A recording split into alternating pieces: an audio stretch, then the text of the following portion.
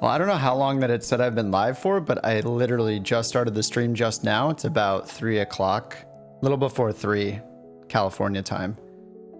And, but I noticed the bot in Discord said that the stream started at 2:11 p.m., which is like when I started setting it up, but I didn't. So anyway, I didn't know why I hope it didn't alert anybody until just now, because that would be weird. I guess I need to not set up the stream info until I'm like literally ready to hit go live or something. Anyway, sorry about that if you guys have been waiting and it said I went live at like 45 minutes ago. Kind of weird. Oh, is this Final Fantasy music? It's not, but it sounds like it. Hey Federal, what's up?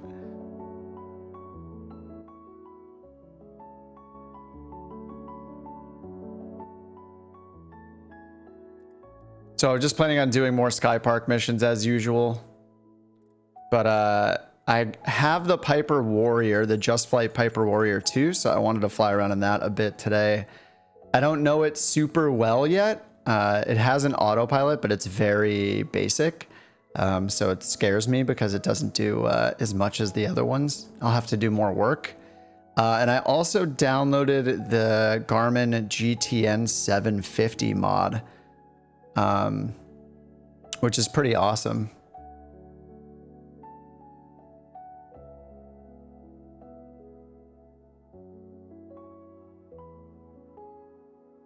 So I want to play around with that as well. Hey, Abamil. Don't know if I'm saying that right, but hello.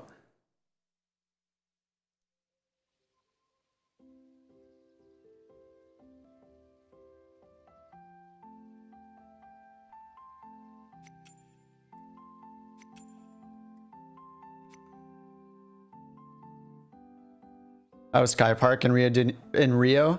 It's awesome. Nice. Have I done more Neofly? Not much. I check in on it every now and then. I did a little bit of on-air company. The reason I think Skypark is perfect for the stream just because I can just pick anywhere I want at any time. So that's nice. Whereas like Neofly and on-air, I would have to, I'd have to like play my career basically, so I'd have to start at a specific airport. At least on Neo or on air company, I play on the hardcore server, the Thunder one. So it's one of those rules where you are where your pilot is, and like you can't really relocate easily. So I like for the stream, I like Skypark especially. Just it's really easy to jump around. So I want to find pretty short flights too. So I'm gonna go into the filters and maybe I should do like, I don't know, like 120 miles to start. See what I can find here. It's probably some of these grasshopper ones, yeah. So here's a grasshopper one, 54 miles. And I want to show you guys the GTN 750 because I'm still getting used to it, but there is a free version of it and also a paid version. I paid for it just to try all the features out. It is kind of expensive. Let me bring up the site for it.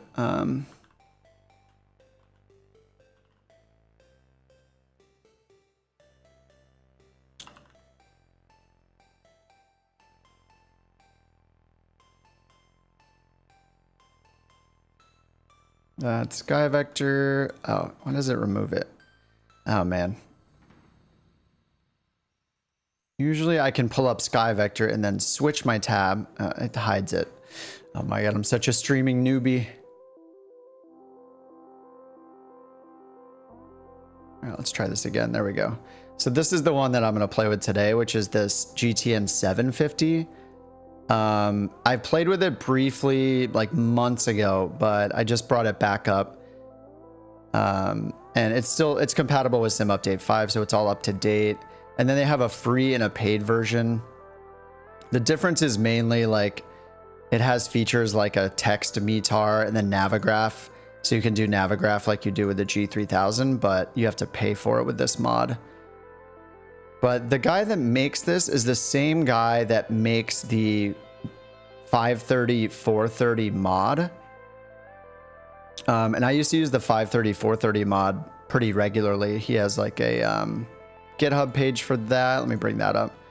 Yeah, here's his GitHub page. So this is the same guy, Pimmark or whatever, PMS50. So this is his site, pms50.com. So he makes the free 530, 430 mod, and it has a bunch of bug fixes. He added a VNav page. So that's pretty cool if you use the 530, 430. So if you fly like the Cessna 172 with Steam Gauge 1 and stuff like that. The 750, as you can see, it's like it's a touchscreen, so it's like more of a tall than wide touchscreen.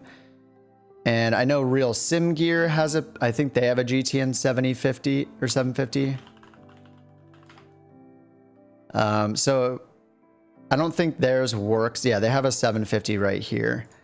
So this is actually a touchscreen.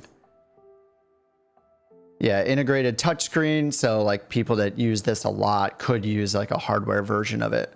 So it's just got 2 knobs, a direct to button, and then a home button, and then the rest is a touchscreen. And a lot of the time you don't even need the knobs. It's just like a convenience thing.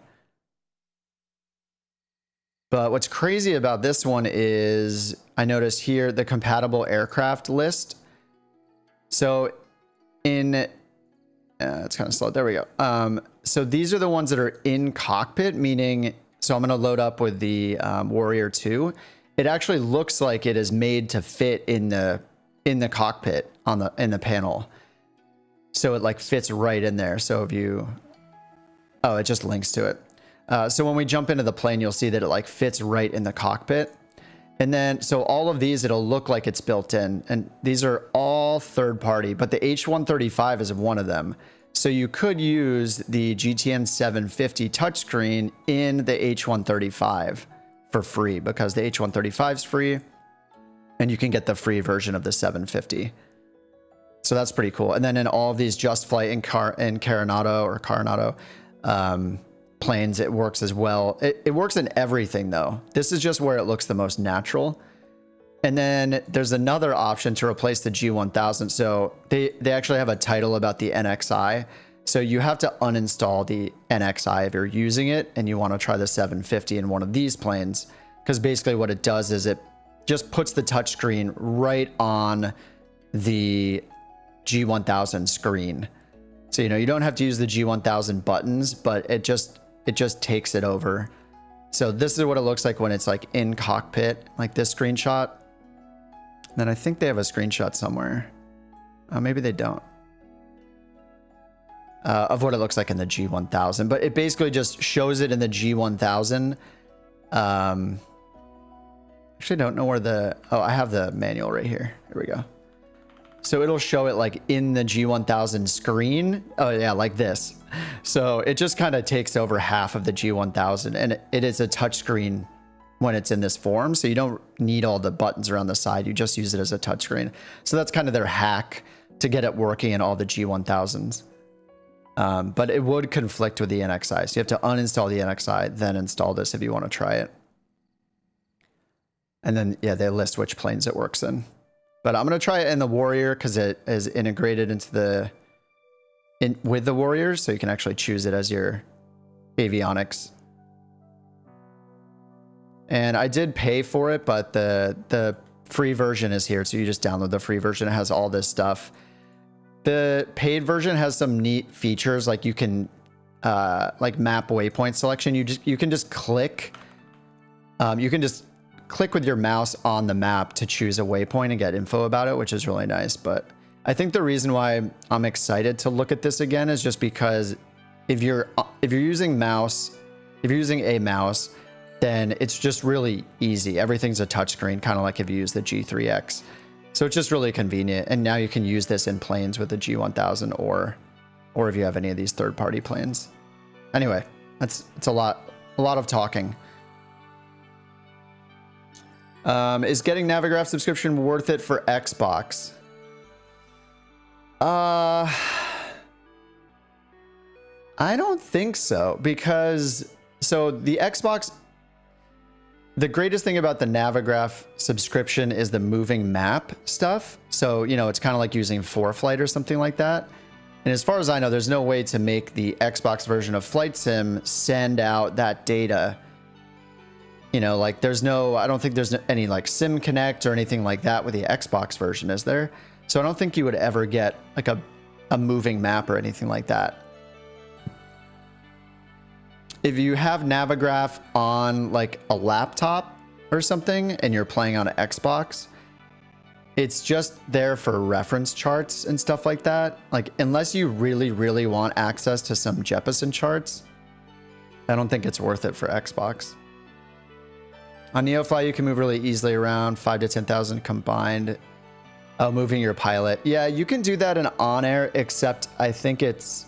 You can transport your pilot, but it takes time. So you have to actually wait for like 20 minutes or 2 hours for the pilot to like take commercial transportation to get to the new location.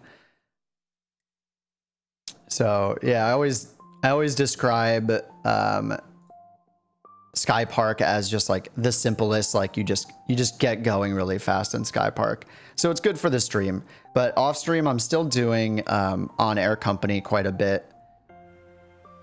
Every now and then I'll do an on-air flight as like my hardcore career mode. But this one is just, I mostly just do this for the stream, or if I don't really feel like following the rules, like I want to fly in any plane at all, you know, I can just choose any plane I want. You don't have to do fuel planning. You don't have to deal with weight and balance or anything like that. So, you know, this one is just way more laid back. It's more approachable. All right, I think we should just do this one. Move sheet music. That's a lot of sheet music. On-air is hardcore. Yeah, you can play... On-air has like 4 different servers, I think they call them, or worlds they call them. You don't have to play on Thunder, which is like the hardcore one. There's no AI anything.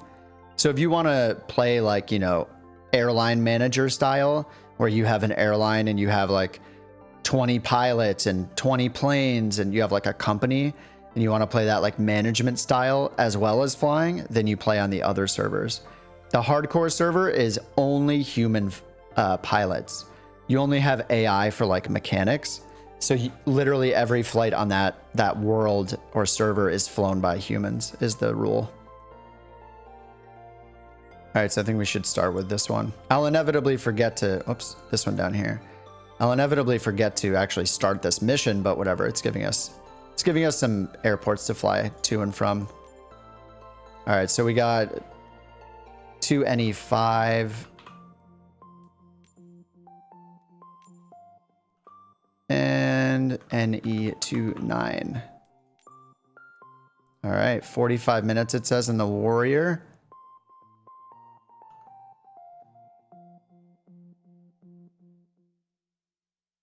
All right, so this is our departure. Grass strip. So I did look up the takeoff roll on the Warrior 2 is about 1,000 feet. So 2,500 should be good. And I believe the landing roll is about 600 feet or so. So unlit grass strips, my favorite. I'm sure I'll crash a few times, as is tradition. And then, so we're going from Nebraska to Nebraska, Gothenburg to Minden, Nebraska. And our landing is grass. Is our top one grass? Yeah, grass and grass. So 1,700 foot runway there, and then 2,500 feet or 37. We have plenty of distance to take off and to land.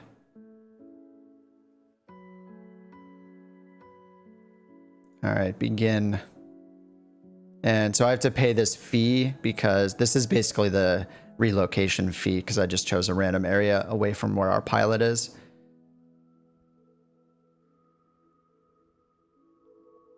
All right, so 45 minutes.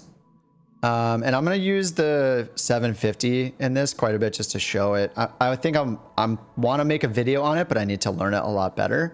But it's just exciting to have new stuff to play around with, you know. All right, so here there are no parking spots here. Oh, there's one. Where is it? It's not shown on the map. It looks like you can only take off from runway, but here we go. Ramp GA small. Parking number 2. It's the only parking spot. What, we have lightning? Yeah, I kind of always do live weather, but I don't know. I guess there's a thunderstorm here. I think that's what happened last week too, is there were just thunderstorms everywhere I went. But it makes sense because I'm in that same area. Okay. Well, doesn't look very thunderstormy. All right. So here, I already have it set up for the 750. So this is the GTN 750 mod. If you have any of the Just Flight planes, they have these tablets. And so by default, the Warrior has these 3 configurations. You can use the GPS 100, this little guy over here, and it puts your common nav radios in the middle. And then if you click up, then you have a 530 and a 430 option. And then you have a 530 only option. And then because I installed the 750 mod, it integrates with this plane. So I click again, and now it has the 750 up here as an actual option. So that's how you just get the 750 going. I'm just going to use this shortcut and hit. They have the these ready for takeoff buttons, so I can just click this and it'll restart everything up. Take all the chocks and tie downs away. Yeah, you can like open all the cabin doors and everything in this with these buttons. Open the door, open the luggage compartment.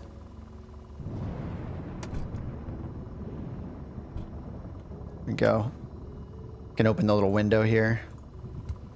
So for the Aero, I had the Carenado version. I didn't get the Just Flight version. I think this is my first Just Flight plane, but everybody was raving so much about the Aero and the turbo Aeros that when this came out, I just wanted to get it. The one thing I'm not super comfortable with is carb heat. I pretty much don't fly anything that has carb heat. And I know the rules are different in each plane. Like, I'm pretty sure that generally when you're at low RPMs, you want the carb heat in. I think is the general rule in like a carb heated Cessna. But anyway, the checklists in this are pretty thorough, and they don't really mention, yeah, see the carb heat is in, so it's cold, which is funny. It says cold in, and then here it just says on off, but I assume cold is off. But it must just be for like a cold engine start or something like that.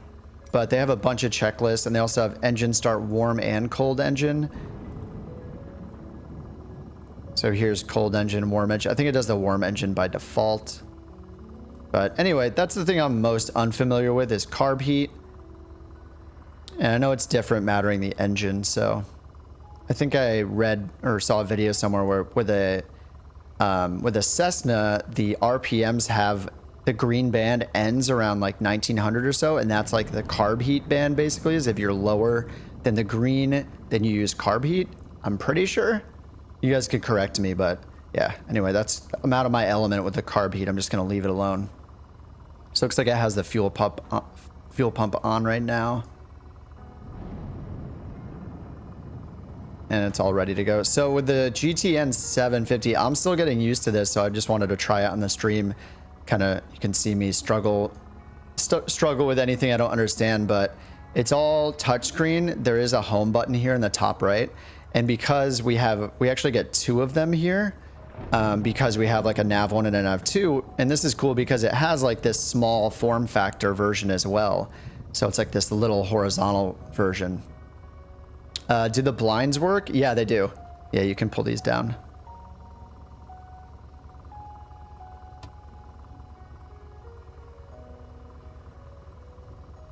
Yeah, they look kind of cool through it, actually.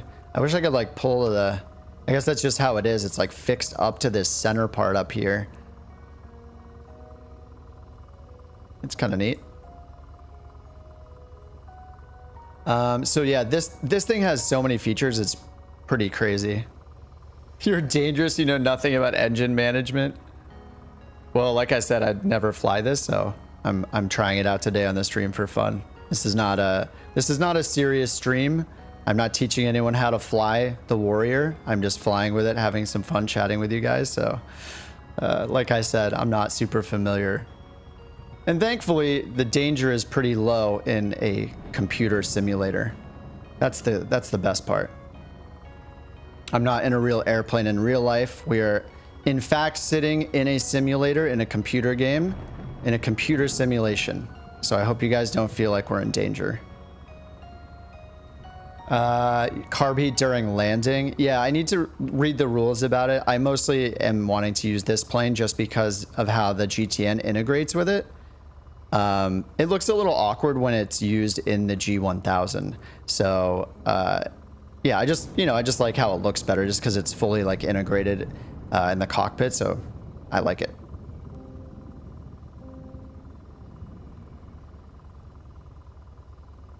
All right, so again, yeah, I played with this a little bit the last few days, but it's kind of, it feels kind of familiar to the other Garmin avionics. You know, you have the same type of pages, map. We have traffic and terrain on here, though you can turn terrain on the map as well.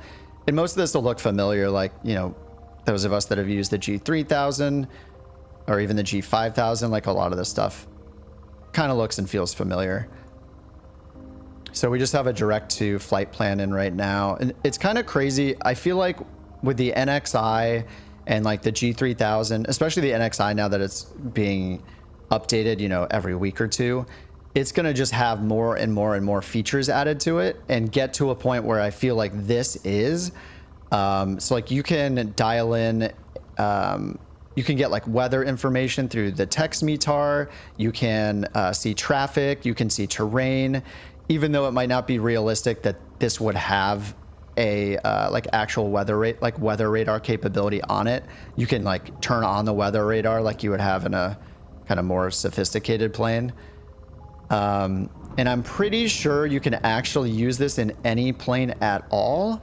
So even if the plane doesn't have a G1000, you can like turn it on up here in this panel and it'll start it in the toolbar panel, even if it doesn't have the 750 in the actual plane, and you could use this.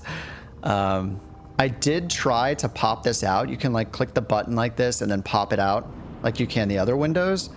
I tried to put this on an iPad to see if it would work, like mirror my, use my iPad as a secondary monitor on my PC. But unfortunately the touching on the buttons didn't do anything. So that was a little bit of a bummer. I don't know if there's a way to get that working, but I was just thinking it would be really, really cool if you could pop this out, put it on a tablet really that's in front of you and just use your tablet as a touchscreen, kind of like that Real Sim Gear GTN 750 that they sell, you know, is for that purpose. But if you could do it with an iPad or a tablet, I need to play around with it more. I hope it's possible. It just didn't work when I did it, but that's what you can do with this is use it in any plane in the pop out. Yeah, it's kind of cool, but I'm just using it integrated here for now just because it looks cool. You play offline NeoFly. Oh, I'm not familiar with Luke Air Tool. Oh, Pilot to ATC is sweet. I used that back with X-Plane and it was cool to just have like the real like air traffic control clips playing randomly. It was kind of cool. Sometimes I'll do that with Pilot Edge. Pilot Edge is like a paid VATSIM basically, but they have a program called the Pilot Edge Receiver and it's free to download and you can just listen to their air traffic controllers whenever you want. It's like a standalone Windows application. So that's pretty cool. Like I could actually turn it on. Here, let me turn it on right now. They're on like 15 hours a day. So I'm just going to turn it on and you'll hear them talking right now. Let me turn on a couple of frequencies. Or on the ground within 5 minutes after landing on 122.2. There, so this frequencies approved. So this is the Pilot Edge Receiver program. You can just listen in. Victorville Tower, Skyhawk 3025. I have two frequencies on. There we go. Runway 21, ready for VFR departure. So sometimes I'll turn that on in the background instead of something like Pilot to ATC. But Pilot to ATC is cool because I think it takes into account what frequency you're tuned into. So if you're tuned into a ground frequency, you'll get clips coming in from real world like archives of ground world ATC or ground frequency ATC. So that's cool. Just started getting into flight sim by watching a lot of your tutorials. Cool, Juan, thanks. I hope they help out. I think I'll sell the Xbox and get a PC. Yeah, I mean, it's just really hard to get a PC right now. Like, I think the best bet is to get like an NZXT pre-built or something like that. If you're trying to build a PC, the market is just so crazy with supply of video cards and newer processors and all that stuff that it's just crazy. I luckily built this PC last July, right before kind of the rush happened. I just happened to build it. I didn't know anything was going to happen or anything like that. I just happened to build this one last summer, so I got kind of lucky with the timing. Really hope they release the better Garmin on Xbox. Oh, for the longitude. I think the NXI is available on Xbox, right? I think it's the only one because it's the only one like in the marketplace. All the rest are third party. All right, so we're just going from one airport to the other here, just direct. It's only like 40 miles.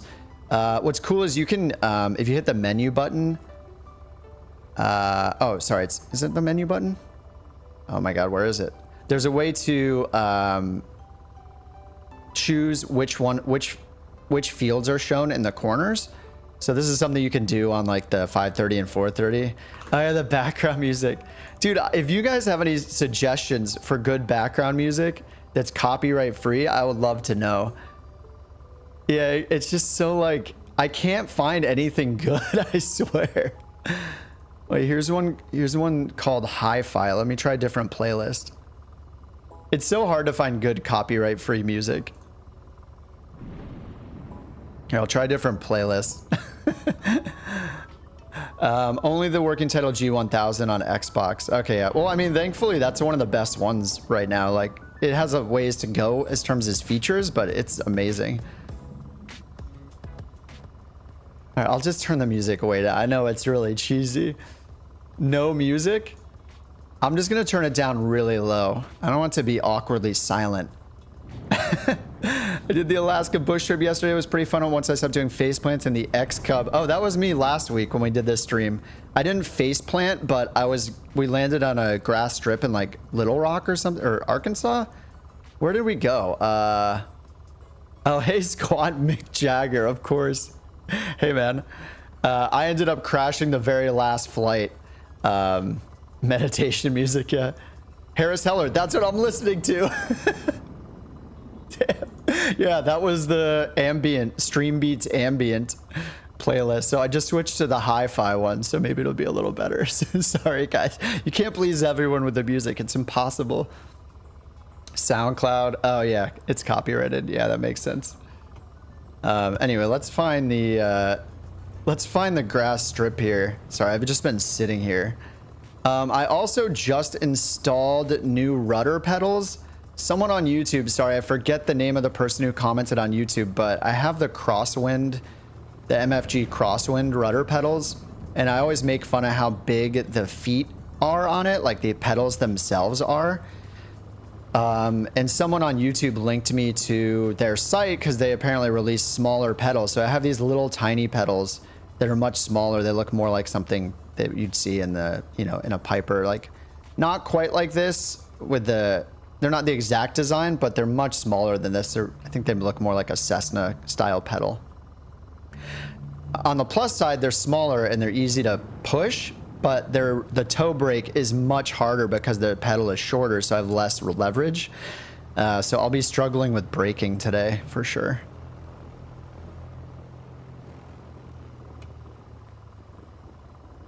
And I don't even know where the grass strip is here. This is the hardest thing with these grass strip ones, is actually knowing where the strip is. We don't really have much guidance.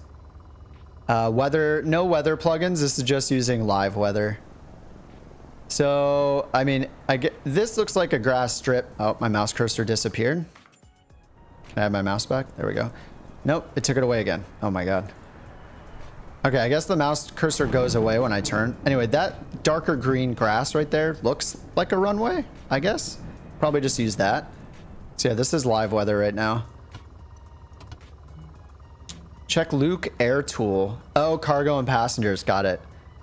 Yeah, since I don't fly the airliners, I've never really tried any of those with like passenger happiness and all that kind of stuff.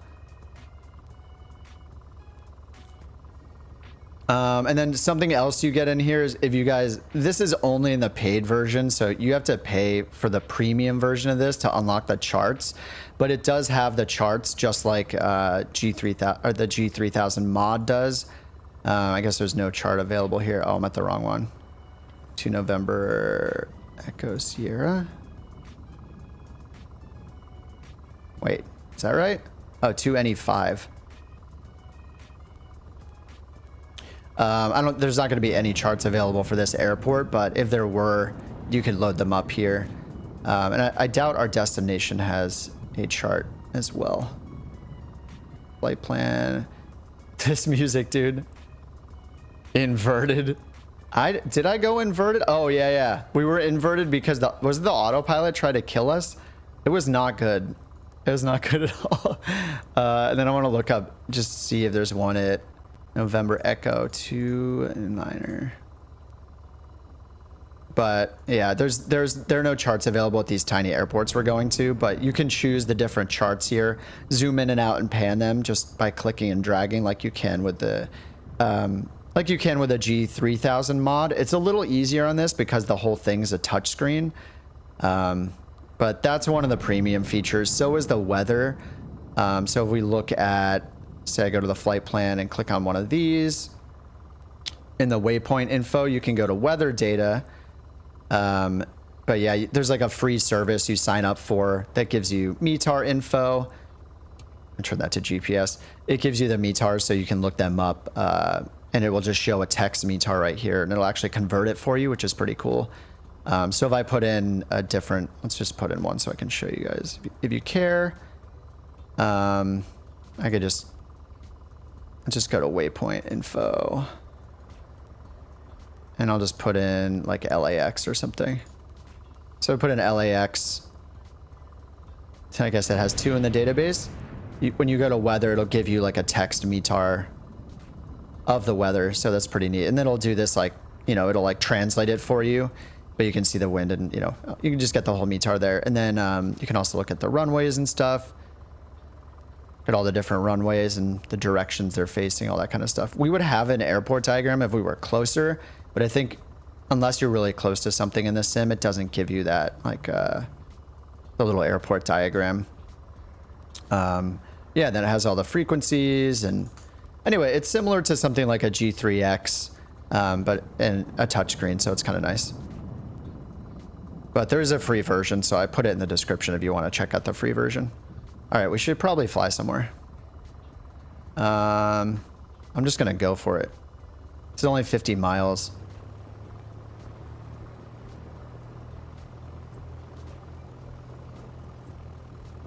We got our window open.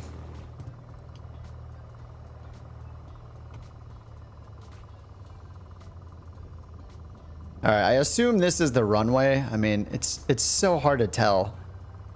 Especially at such a tiny airstrip like this. There's like not a plane or even like a fake pushback tug sitting somewhere randomly with like with ground crew waiting around it. It's very different.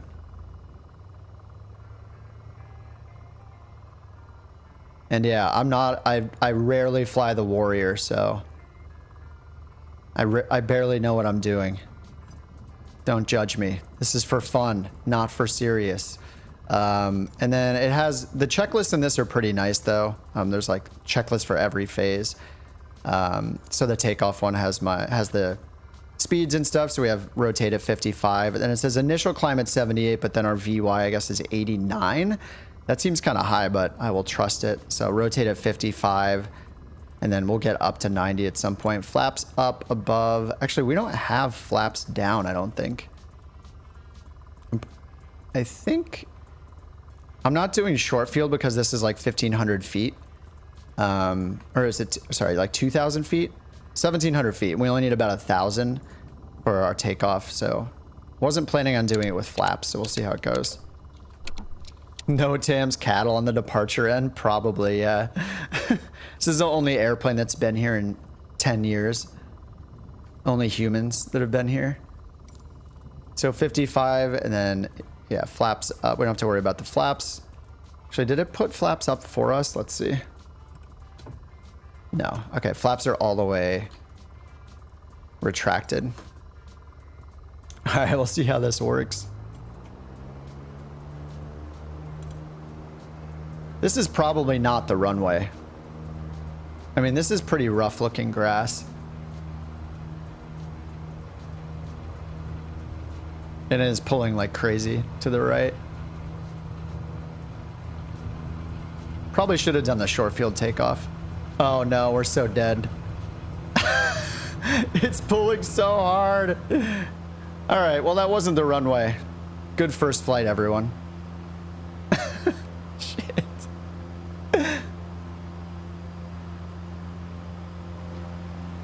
It probably is this. Yeah, that looks like a runway right there.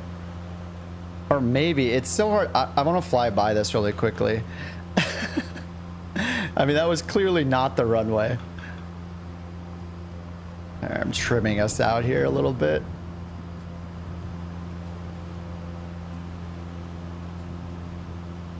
I think what I should do in the future is just start at the runway instead of starting at the parking spot where it just puts you randomly. What a great takeoff. I'm using Skypark right now, but yeah, I'm using Skypark because it's really easy to just pick any flight in any plane and get going. That was such a sketchy takeoff. What a great way to start the stream right there.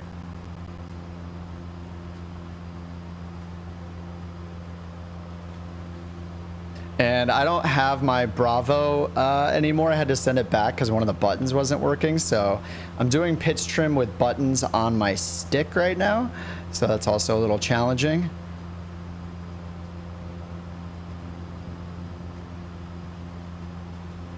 All right, so let me zoom in here. I'm going the opposite direction right now.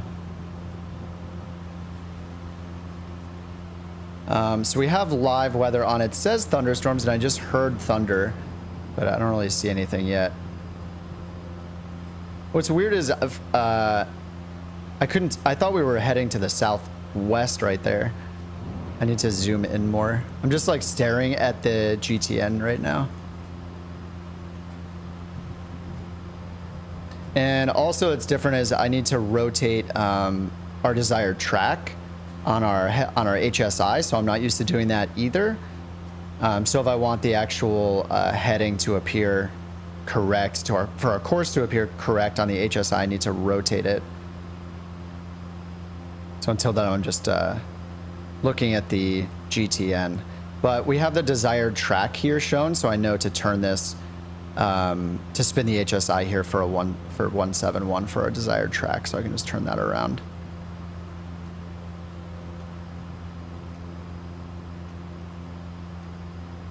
All right, so that's around 171 right there.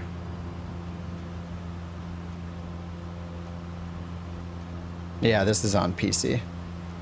I do not have an Xbox, but it seems like they're pretty similar. I mean, I did plug in a controller a few weeks back to give it a try. All right, I'm just gonna level off here at 4,500. Actually, we're going eastbound, so we should be at either 35 or 5,500. All right, let's go up to 5,500. It's a pretty short flight, though. We're only going 40 miles.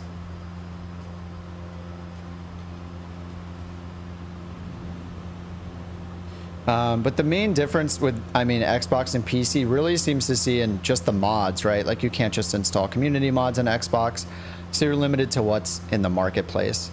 But thankfully the NXI is in the marketplace, so I've obviously been looking at the NXI a lot lately.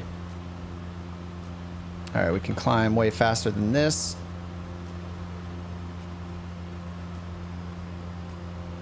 But yeah, if you're on Xbox, and I would recommend connecting a mouse if you can. See if you have a mouse that works with your Xbox. It's just going to make it a lot easier to do everything in the cockpit.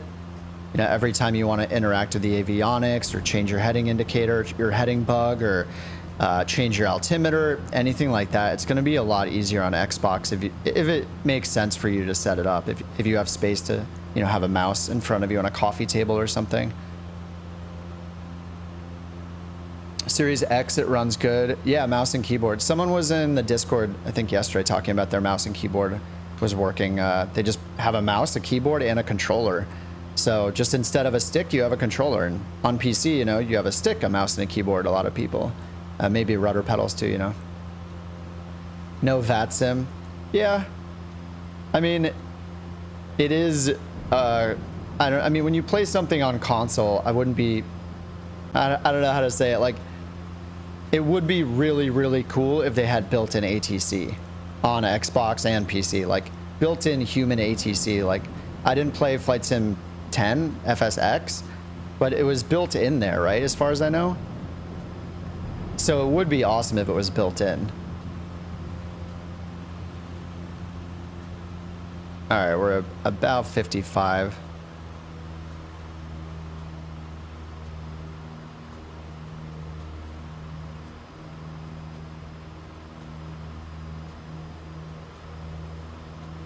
All right, lean the mixture. We're just gonna pull back to like 2400.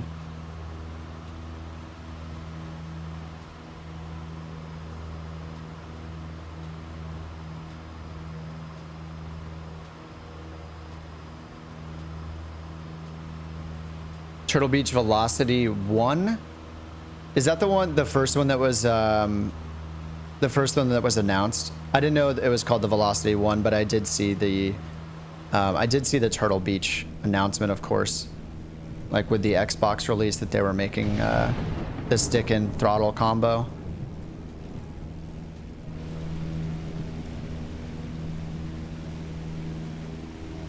Mouse and controller on Series X. Yeah, that sounds good. I mean, when I did it for my little controller test, and I was just testing out playing on an Xbox controller on PC, it wasn't that bad.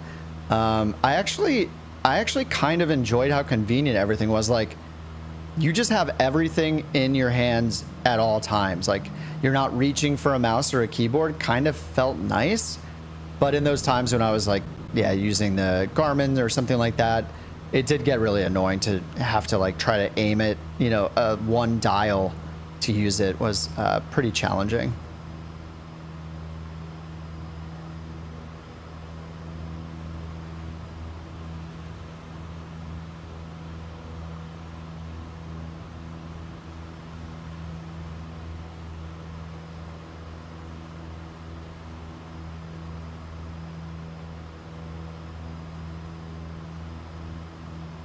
All right, it says our desired track is now 106. I didn't update the HSI. So this is something I'm not used to doing, which is updating the HSI here for each leg that we're flying. So we have desired track 106, so I need to sync that up.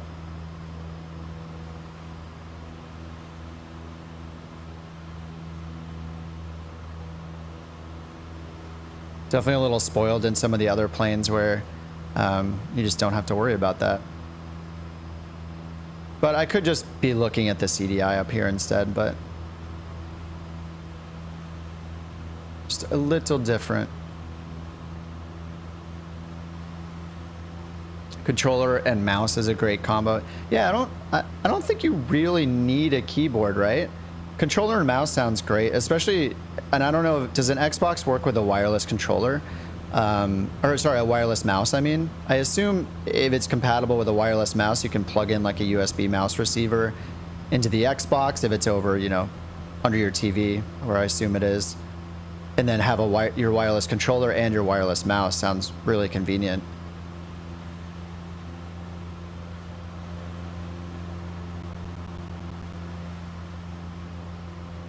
All right, we're gonna stay under these clouds. Kind of flying faux VFR. I didn't turn on the ATC because, as we all know, the ATC is really messed up right now, so I'm just not even using it. Mouse is wireless with USB. That sounds great, yeah.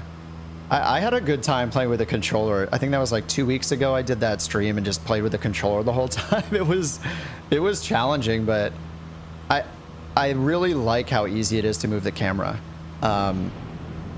Just having that right thumbstick there to just turn your head in whatever direction you want, instead of me like going down, reaching for the mouse like I am now, right clicking and then, you know, doing this. It feels weird doing this with a mouse, which is why I tend to use like the glance left, glance right shortcuts on the stick. Just using the little hat on the stick. But I'm almost a little jealous of how easy it is to move the camera around on a controller. It's really nice.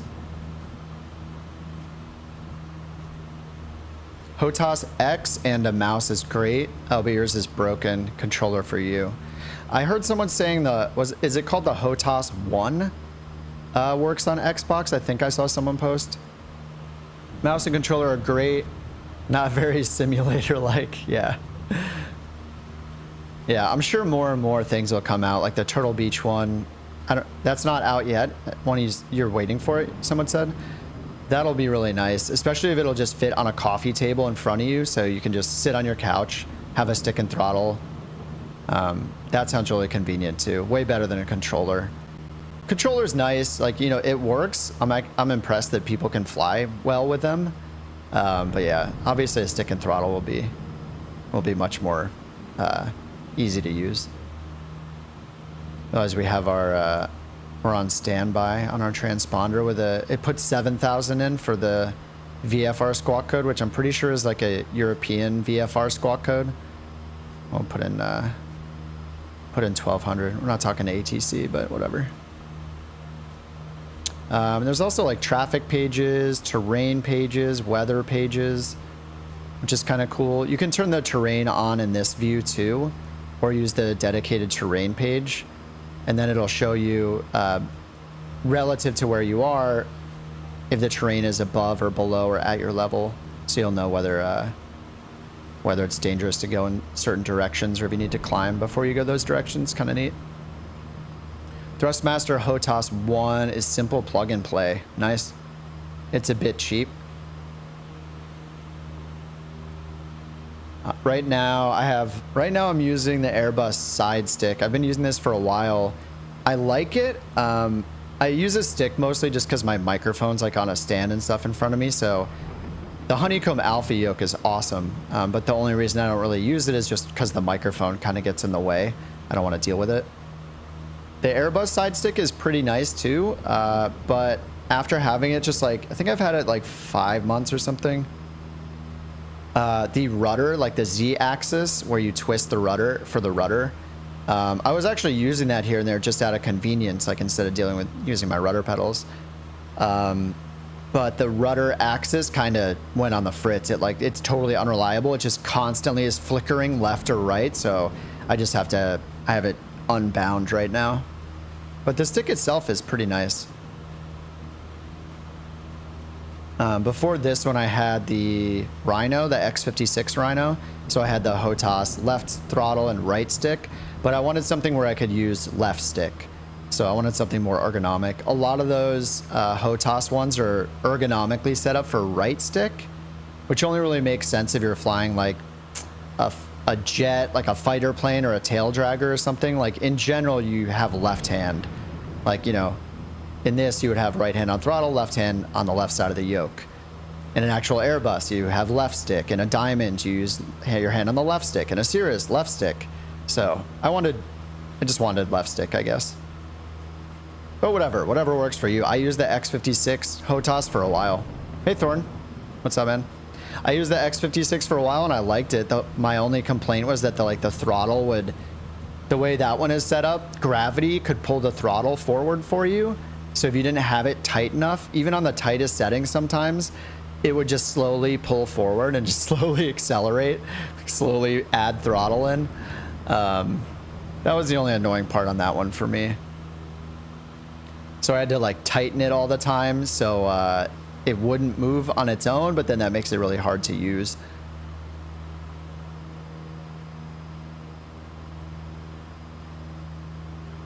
All right, so we're right on course. I haven't used the autopilot yet, but during this flight, but down here you can turn on the autopilot, clicking that up and then hitting nav. And then this little top white button here, I'll click that. That's actually an altitude hold button. So now we have autopilot on. It's just a very simple autopilot.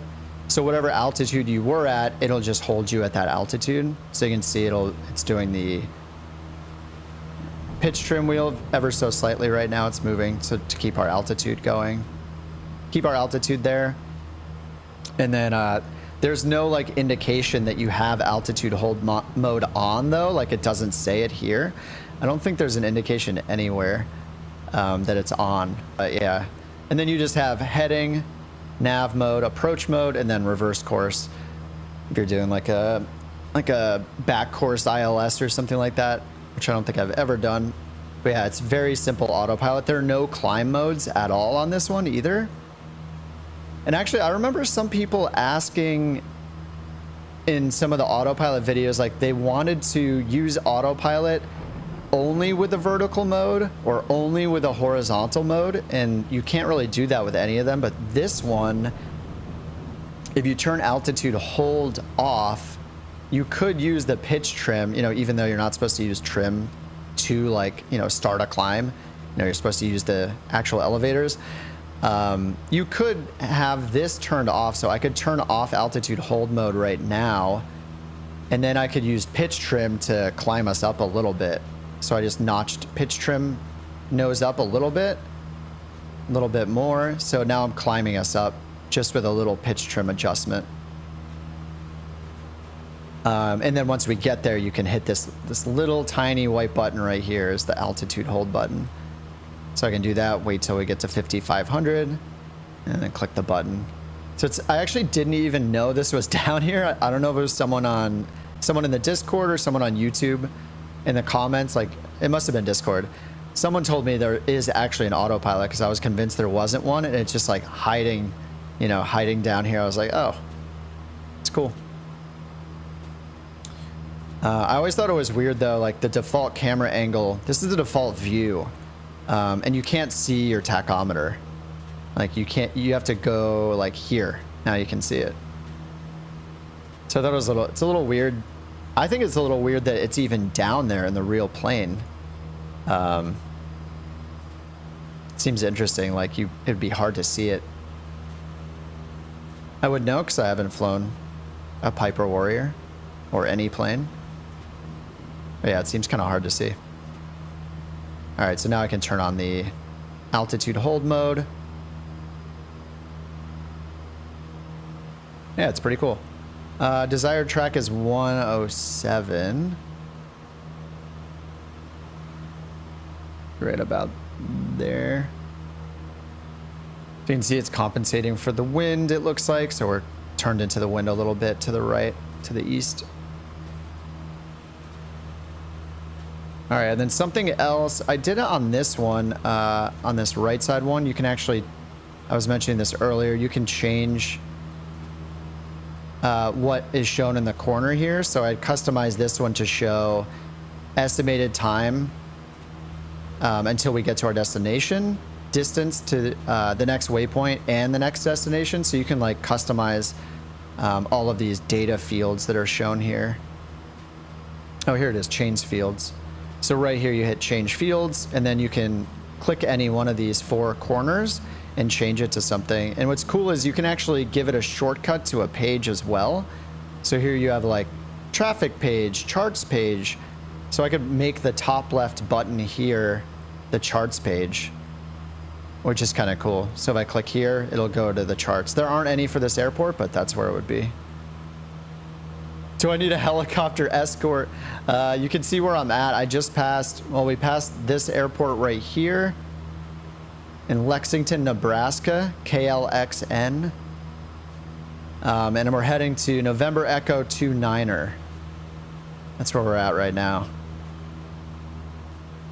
And I did turn the autopilot on a little halfway through the flight here. So what's cool is this is one of the premium features, but you know, you can get the free version, but one of the premium features is that you can click on waypoints.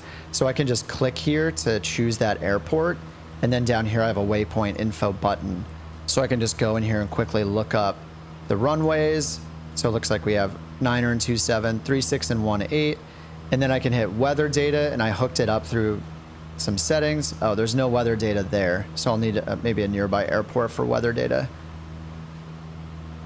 And then preview, I guess, is just the map. And then you can go to the frequencies here. There are none. So this is just too small of a small of an airfield to have anything here. There's not even a CTAF frequency or anything like that. So if we want to check the weather, I'll just need something nearby. So, and yeah, I keep forgetting you can like click and drag this too. So we have an airport just north of it. So I'm gonna grab their weather, and here I have it hooked up to this. It has something you can sign up for free that gives you METAR, text METAR. It's like a METAR API. So you just put in a key on the settings screen within the 750 here, and then it'll let you do this. So you can just see the weather without using the frequencies, without tuning in on AWOS or ATIS. You can just get a text readout. So 14 knot winds at 140. So down here, we have a 1.8, so we could do 0.9 or 4 or 1.8. We could do either one, I guess. So the winds are at 140. So I guess 180 would be a little bit better. And I don't think it gives us any. Oh, there it is right there. So 3,700 feet. Wait, concrete. I thought it was a grass strip, actually. This says it's a grass strip. 3.6 and 1.8, 3,700 feet of grass. But over here, it says 3,700 feet of concrete. So we'll find out. But we'll plan to go for 1.8. Oh, nice. And we get elevation. So 2175 for the elevation. So we're just a little above what will be our traffic pattern there. So we'll want to be about, actually, wait, 2,100 feet, so 3,100, so yeah. So 31, say 32 for traffic pattern. So we just need to descend 400 feet once we get there. And then we'll spin around and find runway 18. Actually, I forgot this has a working OBS mode, so if I want to use OBS, I can. So the first thing I'm going to do is sync my heading bug straight ahead, just to let Autopilot help out while we're doing this. Switch to heading mode. So now it's just holding us on that heading. Now we can go over and use OBS down here. We have an OBS button. And so I can dial in 180 on the OBS to line us up with that runway. It's not too hard to think of 180 in our heads, I guess. Just heading straight south, but now I can plan to just go this way and then fly south, so I can use this as my reference. This is where OBS is really nice. You basically turn any waypoint into a VOR, basically, and you're telling it which radial or which heading you want to fly to or from that waypoint. How do I get the cameras to zoom in precisely? I'm on PC, so if you're on Xbox, it's a little more difficult. On PC, I use the Control 1 through 9 hotkeys a lot. So if you're on PC, the instrument view presets are all Control 1 to Control 9. So in this case, Control 2 takes me to this. So I use this shortcut a lot. And in every plane it's different, but in general, like when you sit in a plane, whatever you're flying, just go through the shortcuts, hit Control 1, Control 2, and just become familiar with which ones are most useful for you. So there's 1, 2, and 3. This is number 3 here. And then I have a button on my joystick to go back to the default camera view. So here, whenever I want to get to the avionics, I'm just hitting Control 2, and it brings me right in. And then if I want, I can, look around and zoom in with my mouse to get really close to show you guys stuff. I just try to make it as big as I can when I'm showing stuff on the stream. Some of you guys are probably watching on phones or something, so it can be really hard to see what's going on if you're on a small screen.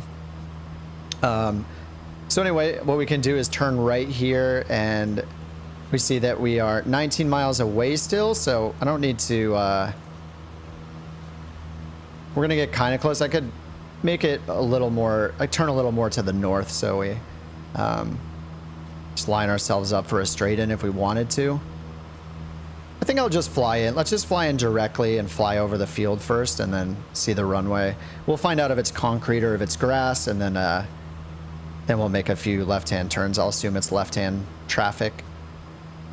There are no charts. Normally we'd be able to get the charts on this too, by going to charts and putting in the destination. Let me go to our flight plan. So if I put in November Echo 29er, but you can see there are no charts available for it. So I can't even really look up the info here. I could go to Sky Vector or something like that to look it up. This is the Garmin GTN 750. I linked it in the description of the video because I'm just playing around with it for the first time. I did play around with it the last couple days here and there for a few hours to get used to it a little bit, so I didn't embarrass myself completely. The aircraft is payware, yes. This is the Just Flight Piper Warrior 2. I tend to fly the stock planes. This is one of the first third-party ones that I've really flown on the stream.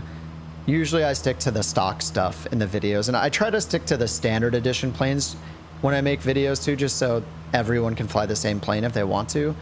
But yeah, this is the Piper Warrior 2 by Just Flight. It's really nice. As you guys know, I'm not a real life pilot, but my girlfriend is a pilot. She has her private license. She flies the Piper Cherokee, and she usually, the planes she's flown in Microsoft Flight Sim, she hasn't liked them too much. But she flew this one briefly and said that it felt really good to her. Like just the way it handles, how it climbs, how she has to use the rudder pedals, you know, to counteract the left turning tendencies and stuff like that. She really liked it. So that's the only bit of endorsement I've heard for it. You know, I don't really talk to anybody else about it, but she seemed to like it. So I think that says a little bit about it because she flies these in real life. So she flies an Archer, not a Warrior. So it's a little bit different that this Warrior has a slightly smaller engine than the Archer that she flies. But yeah, she seemed to like it a lot. But this is, the Just Flight stuff is pretty expensive. This is like $45 US, I think, for the Warrior. They also have the Archer, or they also have the Arrow and the Turbo Arrow as well. But what's cool is the reason I'm using this is just because I'm also playing with the GTN 750 mod. So I linked that in the description too. This mod is free and paid. There's a free version and there's a paid version. The paid version has features like the ability to click on these waypoints with your mouse like I'm doing right now. Like I can click this waypoint and get info on it really fast. That's a paid feature. The weather, the real-time weather, like the text weather, is a paid feature, and the charts is a paid feature. So you can actually get, actually, can I do it through this screen? Yeah, right here, view charts. So these charts, if you have Navigraft, you not only have to pay for Navigraft charts to get these in the first place, but you also need the paid version of this mod, of this 750 to get the charts. But yeah, it'll show where your plane is if you're in range on these charts, but you can pull up the Navigraft charts.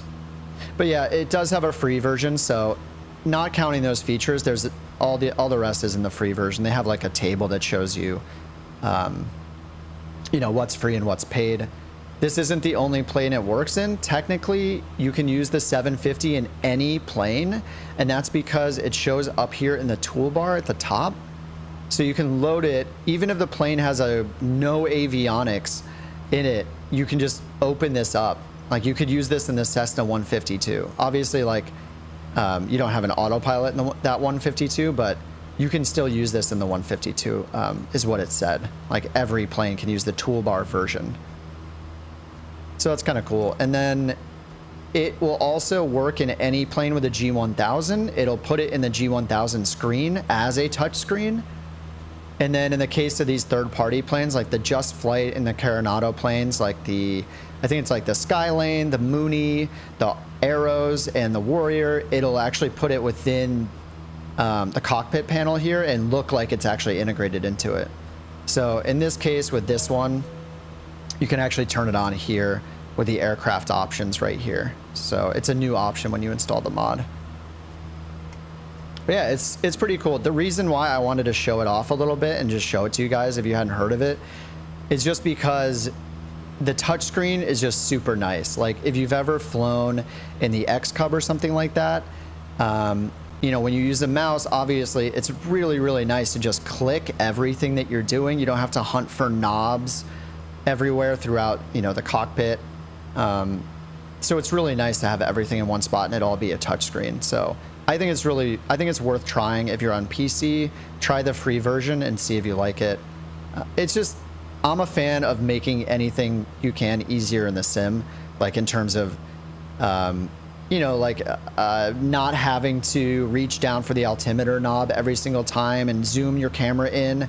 So I just hit B on my keyboard, right, to update it. Like I use the shortcuts when they're available because it's really awkward to grab a mouse and to move a camera around. Like it's a lot of work. Like it's a lot of mechanical work to be like, all right, you know, you can't just reach your hand for it and turn a dial. So I think anything you can do to make it easier is worth trying to see if it's better for you. And the touchscreen, I think, is one of those things. So that's why I'm trying this out. And I think it's, you know, they have the free version, so I think it's worth trying out. Hey, Andrew. No, I'm not flying on VATSIM. I've only done a little bit of ATC stuff. I did it with Pilot Edge for a few months last year. But I do want to get back into, I do want to get back into it and practice and get better at it. I think that's kind of a long-term goal, is to do VATSIM, but mostly no, I don't fly on VATSIM. All right, I'm gonna turn the autopilot off and we're gonna descend here. Okay, yeah, my autopilot button did work. So traffic pattern here will be at 5,200 feet. So I'm just gonna, oh, whoops, we're actually at 4,000 feet. Whoops, we're not at 5,200? Is that what I said? We should check that again. So I can just click it and get airport. Oh, 2,100, sorry, 3,100 feet. So yeah, we're at 4,200, so I need to get down to 3,200. And we'll keep this on the map. And I'm gonna keep it zoomed in a lot just because, so I can see it from a distance. And center the plane.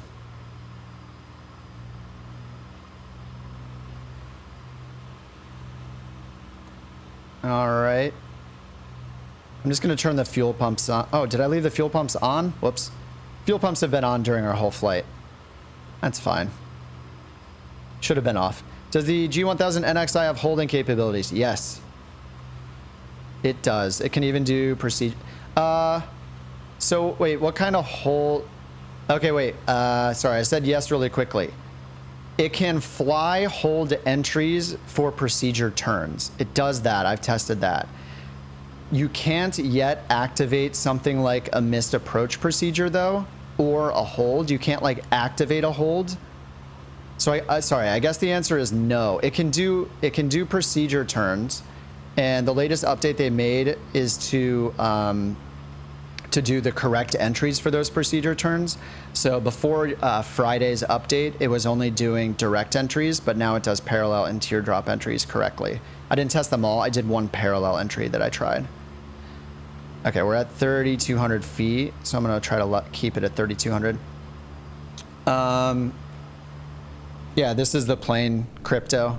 This is the Warrior 2, Just Flight Warrior 2. It's a paid payware.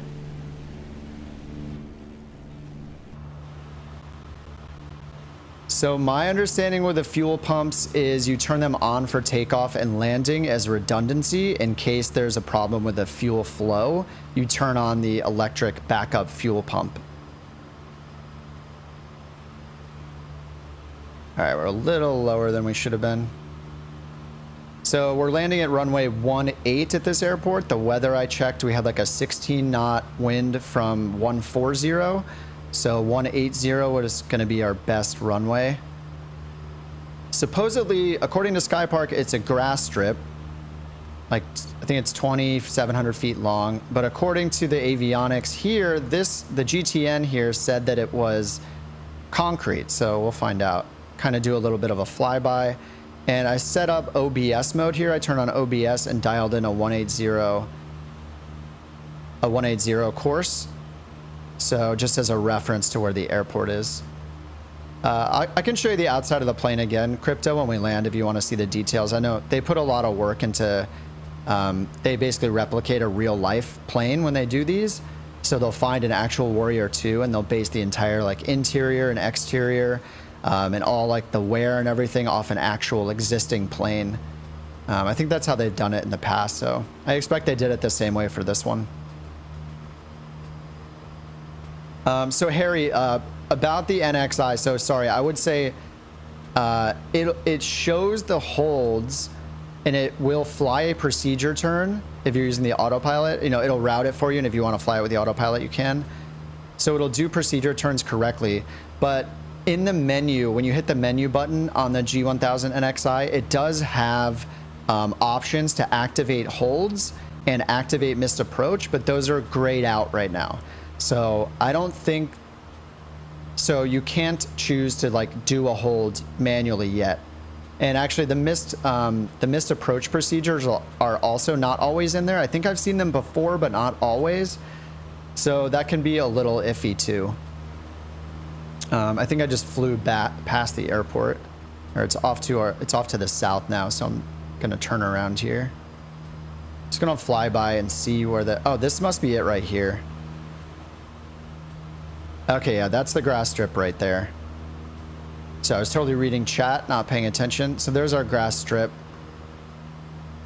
So we're just gonna fly. We're gonna do a circuit around here. I'll just fly it all the way around. We'll just go into the... Hopefully there's no traffic coming in. Anyway, like I said, I'm being very casual. Don't judge me. We're just having some fun here, okay? I'll just do a loop. I'll do a 360 around. We'll just do the whole traffic pattern. You know how to operate and navigate better than 50% of the pilots on the network. I feel like it's hard when I do this stream. It's you know, my priority is to read the chat and talk to you guys. There's a lot of things I'll mess up like while I'm flying in terms of procedures and flaps and altitudes and all that stuff. So, you know, go easy on me. I'm here to talk with you guys on the stream more than I am to, you know, fly the plane correctly. And, you know, last stream I crashed twice, and this is not meant to be like a tutorial to follow later in how I'm flying right now. I'm just here to chat. But I appreciate it. Yeah, I used VATSIM once a while ago. It's been a while, but I did use Pilot Edge for a bit, and I liked Pilot Edge a lot. It did a good job teaching me, really, because they have really good tutorials, and they'll take you through like 10 scenarios on specific flights. So you'll start flying from untowered to untowered. And then you go like from untowered to a towered airport. Then you go, you know, towered to towered. So it's really, it's well put together. I like their tutorials. And they have a YouTube video for each one. So it just made it easier. I know VATSIM has some good guides and stuff too, but I liked the ones that were put together by the Pilot Edge team. But it is paid. Like, I think if you have 20 or 40 bucks to invest, getting like 1 or 2 months of Pilot Edge is great. And then, you know, you get the basics down and then you jump into VATSIM afterwards. I think that's a good use of 20 or 40 bucks. All right, so we're gonna start slowing down here. I think we can actually put in a notch of flaps now. I think it's 110 for the first notch of flaps, which is similar to the 172. I think you can do that. One notch of flaps below 110 knots as well. And I feel like I'm a little too close.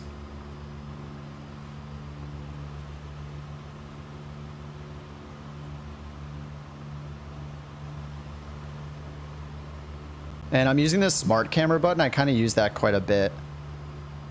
There's a smart camera that'll look at your destination. And I think our approach speed in this, I just quickly looked at some manuals. I think it should be about 70.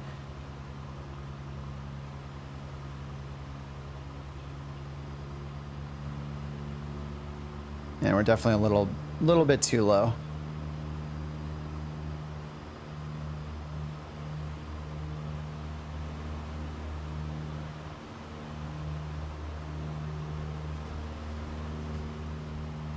And I made a really long downwind leg too.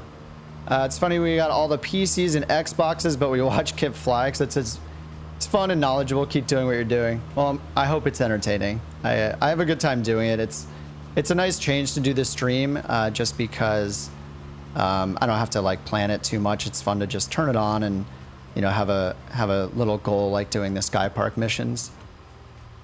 And you guys are super nice for hanging out, so I appreciate it.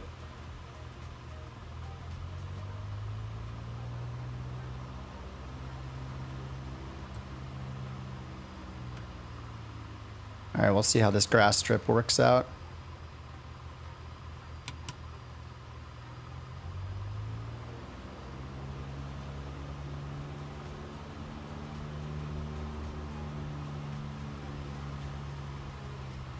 Is there a plane down there? Is someone down there waiting? Yeah, I think somebody's right there. We're gonna fly right over them. Is that fly farther?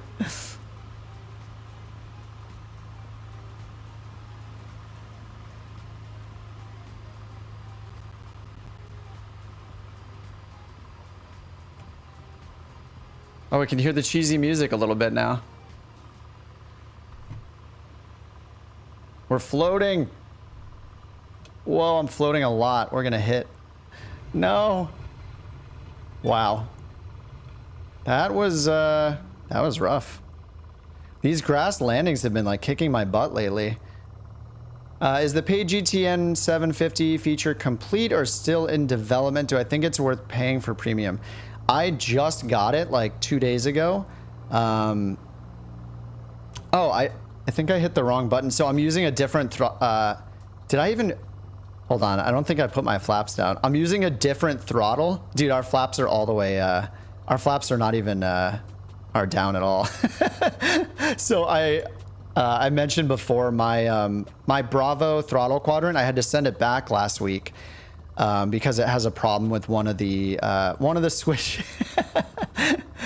Oh, I didn't download the H135. One of the switches was malfunctioning, didn't work at all, and one of the levers wasn't working. So I sent it back for replacement. I'm using the Logitech throttle quadrant right now, which was the first one I ever had, and I was pressing the parking brake instead of pressing the flaps because on this thing there are no labels or anything, and I haven't labeled it myself.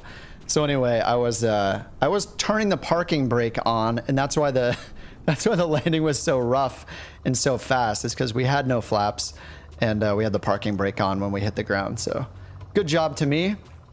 Now that I know which buttons are the flaps, I think I'm good to go.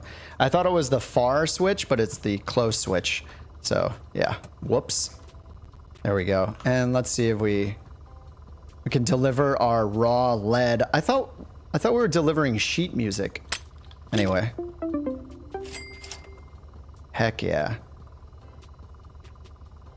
All right, so here we are. November Echo 29. So we'll see if there's a flight from here now. We completed it in 52 years, as usual, setting records. So let's see if there's anything out of here. So in Skypark, you see these rings. This just shows you where your pilot's located and the fee that you'll pay if you go outside of those rings. So you'll pay like a relocation fee.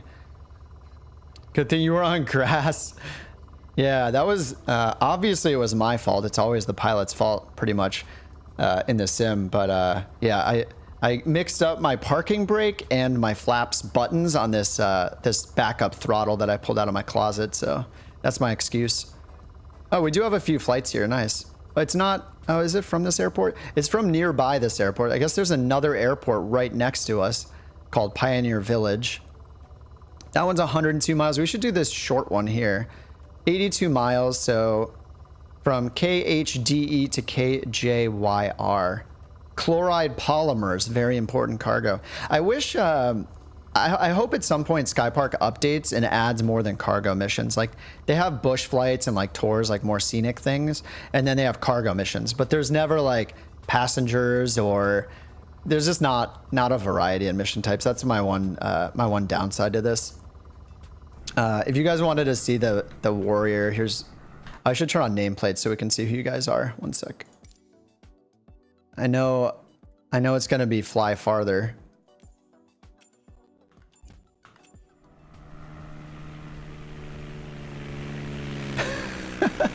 What's up? Who else is here? Oh, that guy's in the distance. Someone.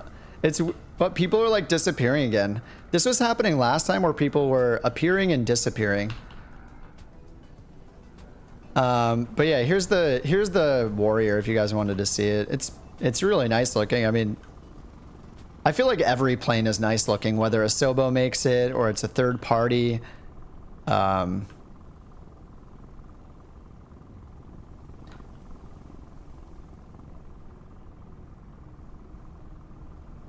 Yeah, and I think it has like 10 liveries or so that it comes with. Here's your footstep right there.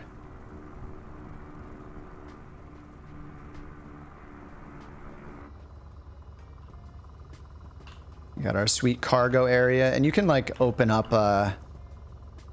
everything. The Just Flight guys, when they make one, I know the car and auto guys do this too. Usually they make it so you can like open everything up. So here you can do like you can do like the chocks, the tie downs, tow bar, open the doors.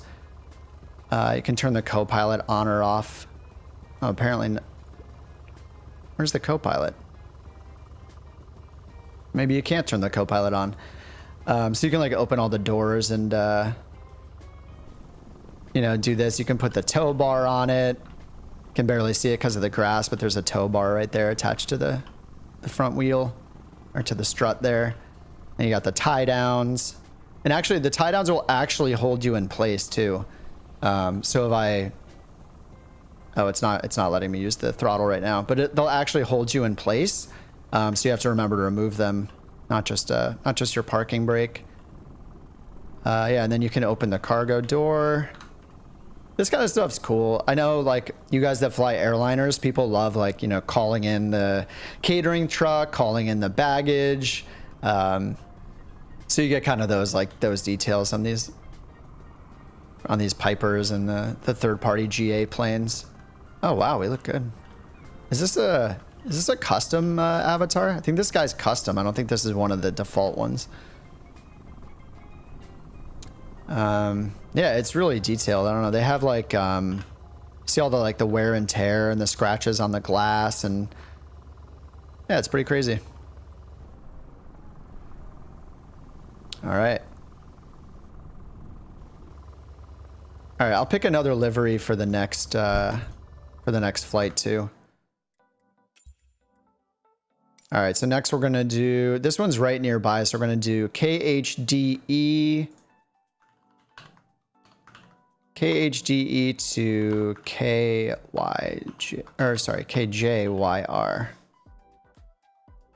There we go. So 82 miles, 6 hours. And then it, you know, it tells us what types of planes we can use. It'll be based off the runway type, but they recommend a piston. And then under info, so KHDE, Holdridge, Nebraska, 4,600 feet. So we got a hard surface runway on the way out, assuming we get one of those, or maybe a grass, and then concrete and grass on the way in. That's pretty cool. There's concrete and grass runway at the same place. I don't know if I've seen that. Yeah, you have a hard and a soft surface at both of these airports. So that's pretty cool.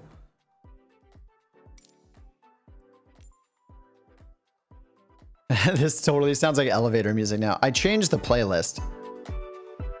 This one's called Hi-Fi. This is the Harris Heller stuff. Yeah. All right, KHDE and KJYR. All right, 91 miles. Trip, I see you. I see two of you guys. So we're moving over here to the west. Actually, we're gonna fly right. I'm gonna fly right over you guys, going from here. All right, I'll start on the runway again, just to not do the startup and taxi and all that. We did that on the last one. Let's pick a different livery. So there's 9 liveries, I guess. They all look like old school, which is cool. So you got like black, orange, red, a bunch of white ones with different colored stripes. So like a blue stripe and a beige stripe. This one's got kind of like a beige, kind of like a beige-ish off-white to the top half. You got the blue combos. Yeah, it's kind of nice. Like the music. Yeah? Are you trolling? I don't think you actually like it. What did I did the red one last time. Let's do this one with the black on the front. I realized it did it change my oh yeah, like I can put my Kilo India Papa back in there. All right, so we're just going from here Brewster to York Municipal. Hey Magic, what's up? Missed a good part of the stream. That's all good. I'll be on another hour or two probably, so just stopping by at any point is great. I appreciate it. So thanks for being here and hanging out for a few minutes. I'm playing with the Warrior. I normally play with all the stock stuff, but today I'm playing with the Warrior, which is payware from Just Flight. It's pretty expensive. It's like 45 bucks. But you know, if you fly a Piper in real life, like, I mean, it's really nice that you can now get the Arrows and the Warrior in Microsoft Flight Sim. I've been waiting for the Warrior forever just because my girlfriend flies an Archer, which is similar. So I really wanted one of these for her. So when she flies, she feels like more at home. But I'm also trying the GTN 750, which I linked in the video description. So this is free and paidware. So some of the features are only if you pay for it. But I'm using this just because I really think it's nice because it's all touchscreen and it works in a lot of the planes. So I think it's worth checking out. It makes things easier when it's a touchscreen when you're using a mouse. So I would recommend checking it out. All right, so we're just going directly to the east here to KJYR. Let's see if there are any charts available at this place. So yeah, we have airport info and takeoff minimums. So this is with Navigraft. So this plugin also works with Navigraft, just like if you've used the working title G3000. And I think the NXI has a charts button that doesn't work yet, but I'm sure we'll get it in the G1000 eventually.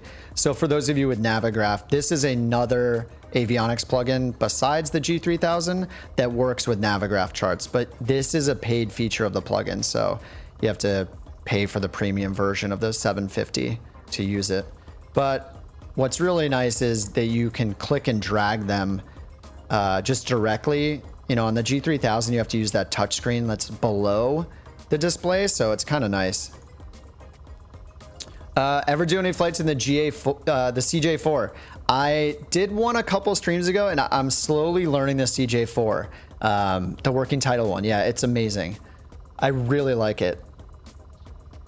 So yeah, I'm learning it. They have a really good manual they made for it too that I've been using, so I've been going through that slowly. But yeah, the CJ4 is really cool. The new real GTN 750 has auto land. Oh, damn. I'm sure it matters what plane it's integrated into, right? With the auto landing. I know that I have real sim gear stuff. I don't really use it that much because I'm always, you know, doing stuff for the video. So I just do on-screen stuff only. But I don't think the Real Sim Gear 750 is compatible with Microsoft Flight Sim yet. I was showing this earlier. So yeah, this is the 750 that Real Sim Gear makes. So it is a touchscreen. I don't know if this works. Oh, whoops. What is going on? Oh, the automatic scene switcher. Sorry, guys. Here we go. So this is a Real Sim Gear one. So this is an actual touchscreen, but I don't think it's for Microsoft Flight Sim yet. Yeah, it says for X-Plane and prepared in FSX, or FSX. So I don't know if this works. It would be a risk to buy it for Microsoft Flight Sim, I think. But with the, I mean, there's the 750 plugin. If this is kind of a generic touchscreen display that'll work with almost anything, like maybe it will work. It would be an expensive test. It would be $500 to see if that works. Oh, it's not compatible with it? Okay. Oh, they have a video about it? Oh, good to know. All All right, do not buy this then for Microsoft Flight Sim yet. But this seems pretty cool. And I know, who was telling, Fly Farther, were you telling me about the G3000 touchscreen that they're making? That they're supposedly making the small touchscreen for the G3000. Anyway, this is cool stuff, but I guess it doesn't work with Microsoft Flight Simulator. But at least you'll have like the benefit of just easily just clicking and dragging everything is nice. So there's still that plus. All right, we're already on the runway, so we don't really need to use this for the taxiways.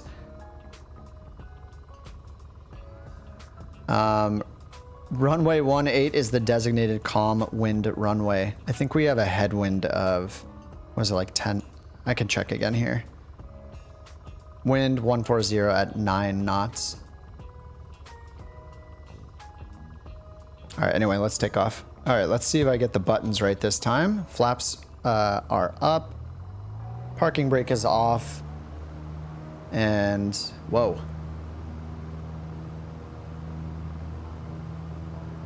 This thing, also, the Warrior just like, it pulls a lot more to the left than all the stock Microsoft planes. I definitely, whoa.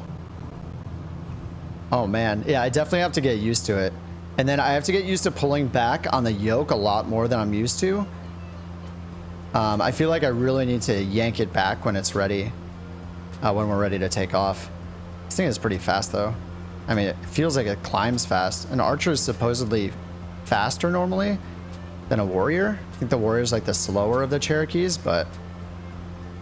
All right, let's turn the iPad off.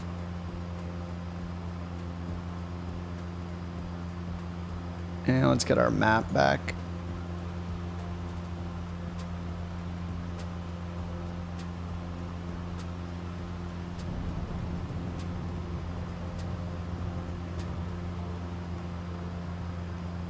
G3000 touchscreen in the works. Yeah, that'll be awesome. I mean, everyone loves the TBM, so I'm not surprised that something like that's being made.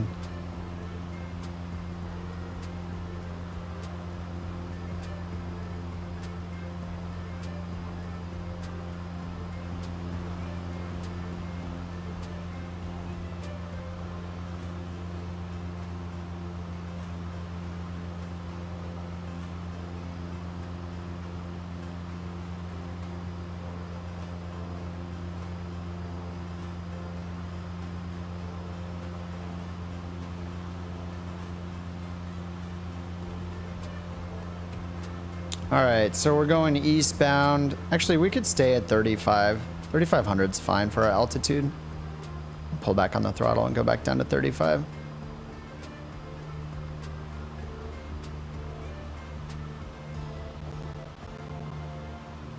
Sounds like video game music. This is not a video game, it's a simulator.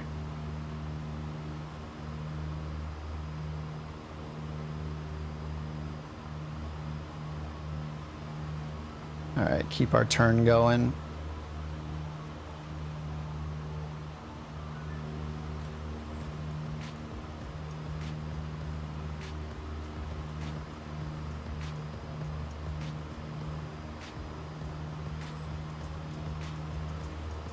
And I didn't sync up my HSI.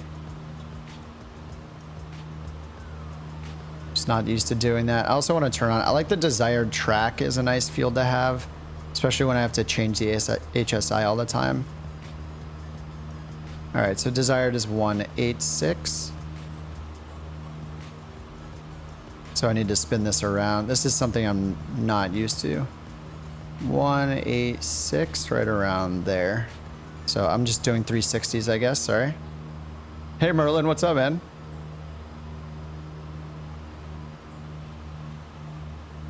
All right, let's fly around this way.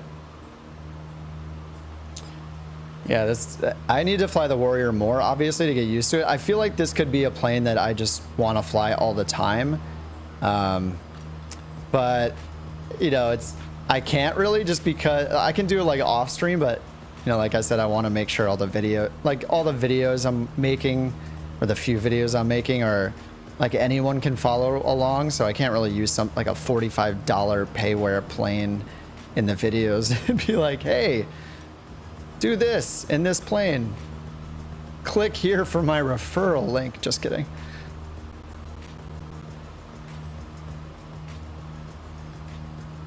I'm having a hard time seeing the heading indicator on this.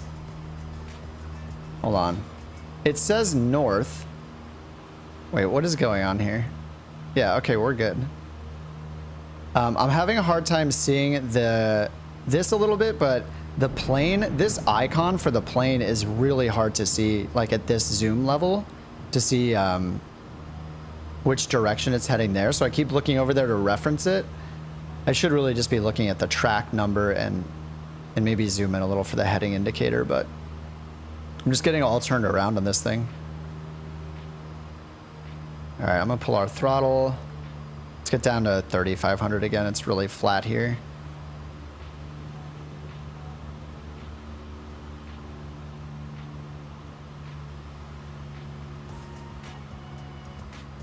Oh my God, this music.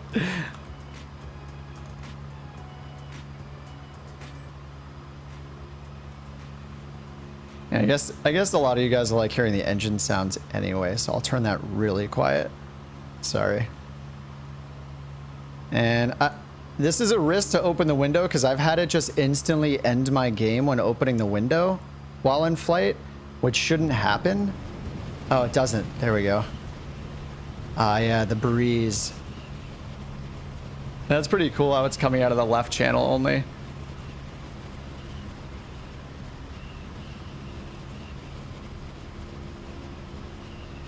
All right, and now our track is supposed to be 186, it says.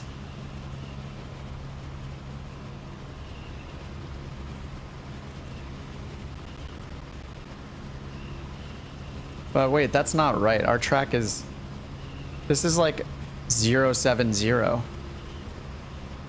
What's going on with this? Why is desired track 186?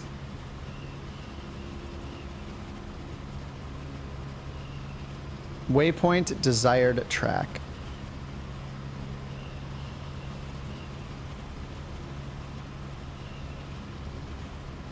That's weird, right? Shouldn't this be saying, let's see what's in the flight plan. Desired track 171. What? No, we're heading east. Huh. I don't know why it says 171. We're going eastbound. I feel like it's showing us the... What is it showing us? I don't know what to think about that, actually. Haven't heard of the GTN 750. Oh, did I write 730 in the title? It's the 750. All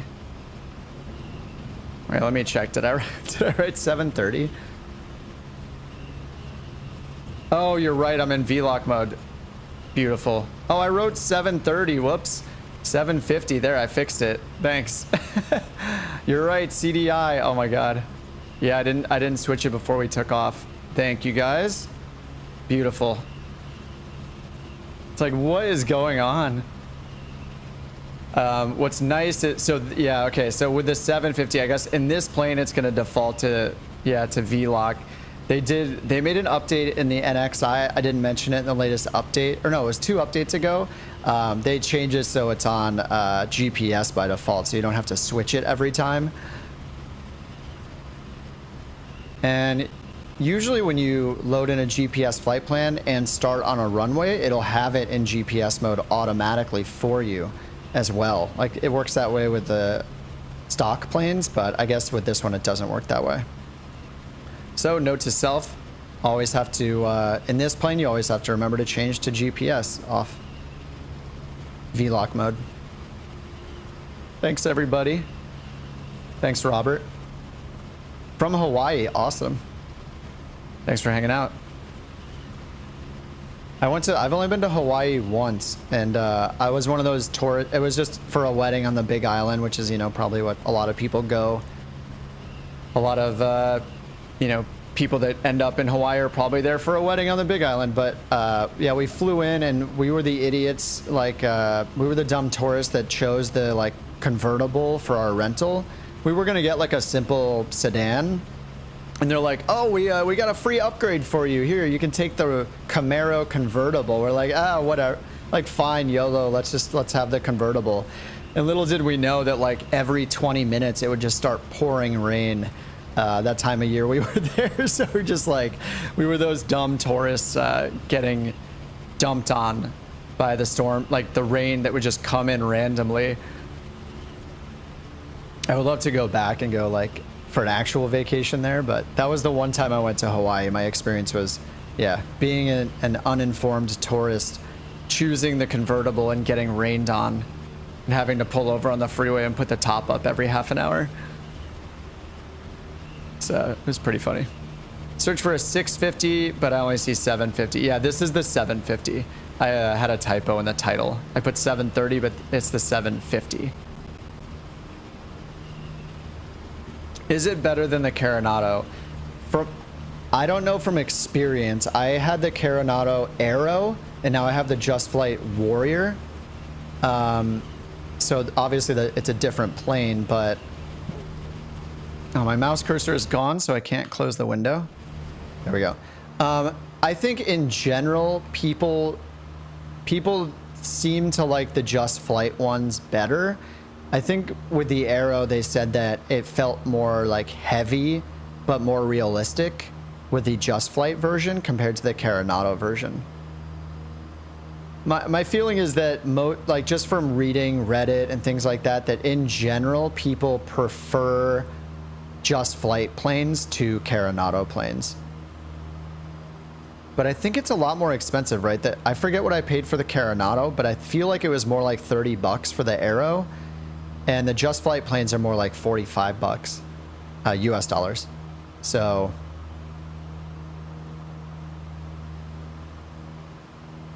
yeah, I think I think I would just read the Reddit threads and forum posts about the planes, you know, to see the comparisons. I mean, they both look great. I flew the Aero a few times, but I was really holding out for something like a Warrior, something non-complex. The GPS next to the GTN is the 650. Oh, yeah. Right, in this configuration, yeah. So they have, I guess, both the 750 and the 650 here. I don't know how much it varies from plane to plane, but on the GTN 750 site that I have a link for in the description, they have a list of the planes that it's compatible with. This is one of the in-panel compatible planes, so it looks like it fits right in the cockpit naturally, like it would. Then there are the G1000 ones where they take the G1000 screen and they just put the GTN 750 screen right in it. And it's a touchscreen, so it just kind of works. It's kind of a hack, but it works, which is cool. Hi from Australia. Hey, Chris, what's up? Thanks for hanging out, man.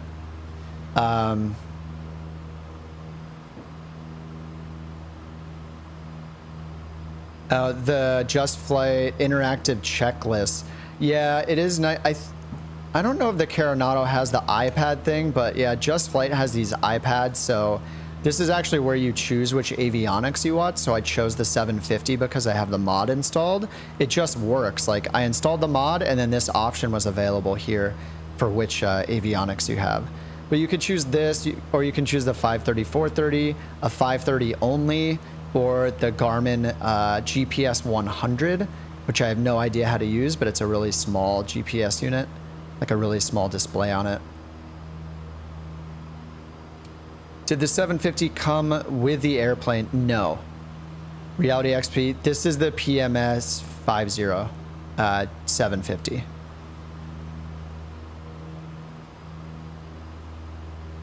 Does Reality XP make Microsoft Flight Sim plugins? I had their Garmin 530 and 430 plugin for X-Plane. And no, it didn't come with it, so it's separate. So the Warrior is the Just Flight Warrior, and then this is the PMS 50 GTN 750. So it's also, I mean, you can get the free version of the 750. There is a free version. I just got the paid one because I want to learn all the features, and that includes things like the text METAR and the Navigraft integration. So I tried that out.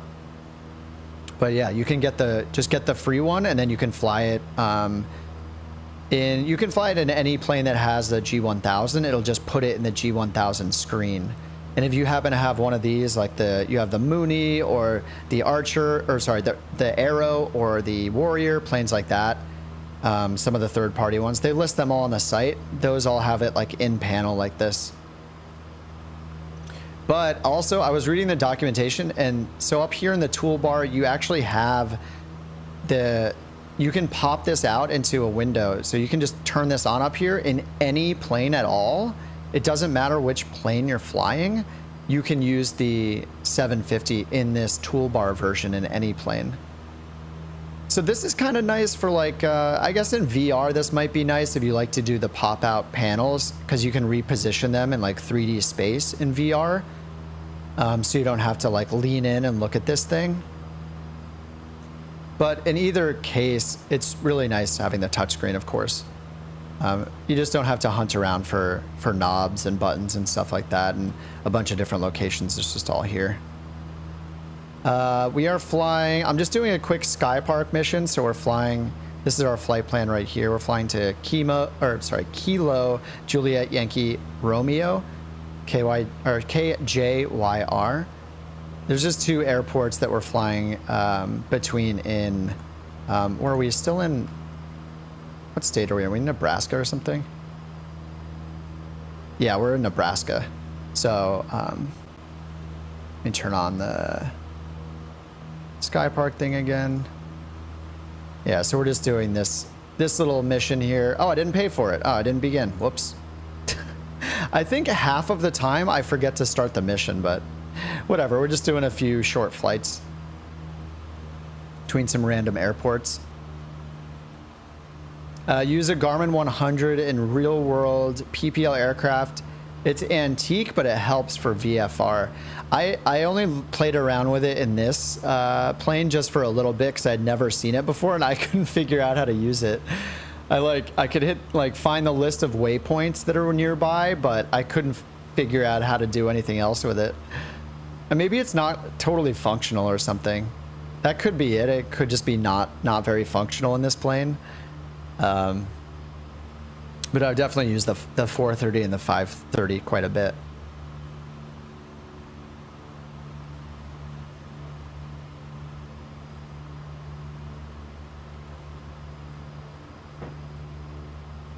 Not with NeoFly. For this stream, I usually use Skypark. This is one through Orbex. It's paid, but it's like a one-time fee. I think it was like $35 US, but the interface is really nice. It's simpler. It's not as hardcore as NeoFly or On Air Company. So for the stream, I like using this because it's just more casual. You can fly in any plane with any amount of fuel. It's basically like a route suggester. But yeah, you earn money and stuff in it, and you have fees if you move from your location, stuff like that. But to transport, but it's much simpler, but it's really easy to use compared to NeoFly and On Air. But there's not a big variety in missions, so it's just cargo missions. They have cargo missions, and they also do like handcrafted ones that are more like tours. So like touring the like fjords in Iceland, or touring the Caribbean, or they'll do like country tours basically, which is pretty nice. So that's one thing that sets it apart. But besides that, the only other mission types are cargo missions. So it can get a little repetitive compared to like NeoFly, where you have a lot of different types of missions. NeoFly is great. I mean, I would recommend almost anyone start with NeoFly because it's free. It has a lot of missions, but the interface is just harder to use. The reason why I recommend this one sometimes is just because it's really easy to use. You just like pick a mission, hit start. It gives you the details on the runways. It gives you photos of them. Gives you info on the airports and the runways available. It's kind of nice. It's got a simple moving map in it too. You can import a flight plan like from SimBrief here if you're not just doing a direct to route like this. But yeah, it's got like a little 3D view and stuff. So it's kind of neat. Show the autopilot. Yeah, so the autopilot's down here to the left of the yoke, or to the left of the ignition. So you can just flip it on or off, and it has a nav mode, a heading mode, an approach mode, and then it also has this little white button that I just clicked. Wait, so I turned on nav mode. Let me make sure this is right. Yeah, we're in GPS mode. Where is it turning me to? I need to sync this to 186. Oh, it's already at 186. It's like we're doing like a 360 or something. Anyway, it's like a really basic autopilot. So you just have on and off, heading and nav mode. And then you, over here, as we learned, there's a switch for, to switch between like VOR nav and GPS nav over there. And then you have approach mode. And then this little white button here is actually an altitude hold button. So whenever you get to your desired altitude, you can just push this little white button and it'll hold you there. So if you want to, but if you want to climb or descend, you can turn that off.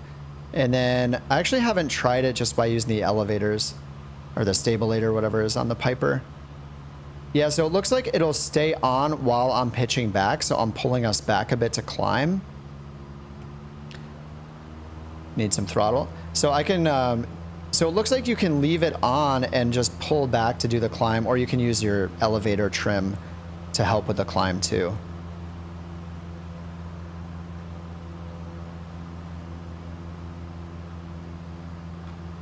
So then say we're going to level off at 6,000, I can just start like easing into it, and then I can hit that altitude hold button down there.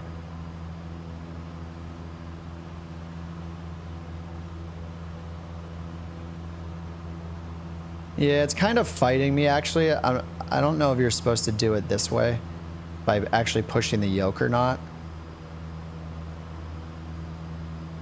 But the altitude hold is off. But anyway, you can get up to your target altitude and then just hit that white button, and then it'll use your elevator trim or your stabilator trim, whatever, for I actually don't know physically. I think on the Piper, is it a stabilator?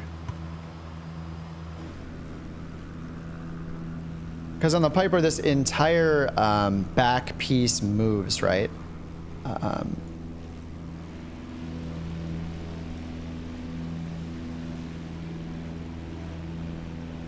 Yeah, it's that entire back piece moves at once. Anyway, yeah, that's the autopilot. It's pretty simple, but yeah, I mean, it has a nav mode, so, and altitude hold, so you don't really need all that much more. It's not going to do a climb for you. You're not going to do, there's no vertical speed mode or flight level change or IAS mode in it. It's just for your lateral stuff, basically. And actually, I haven't tested it with like an ILS. There is a vertical needle on this CDI right here, but I haven't used approach mode yet, so I don't know. I don't know how it does with an ILS. I don't know if it'll capture the glide path for you automatically or not with that.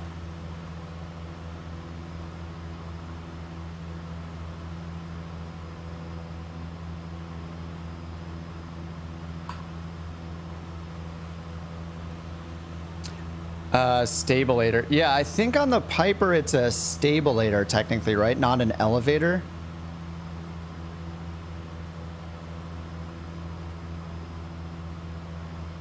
I haven't flown gotten to know the Pipers very well yet. Obviously, like I said, I've just flown this a couple times, so I'm just having some fun trying it out on the stream.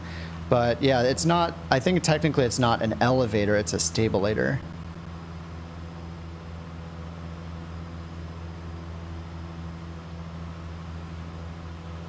Yeah, it's funny. I'm looking up an article in the background right now, and I see an article called "Why the Stabilator on Your Cherokee Was the Secret to the F-86's Success." I don't know what the F-86 is. I think it's like is it a military plane? I think it's a military plane.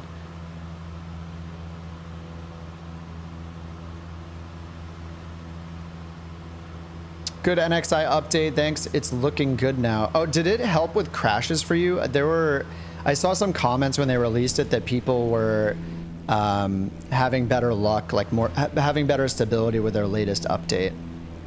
Oh, this is an awesome livery, actually. This is cool. The Warrior comes with like 9. This is the Just Flight Warrior. It comes with like 9 liveries. This one's pretty awesome.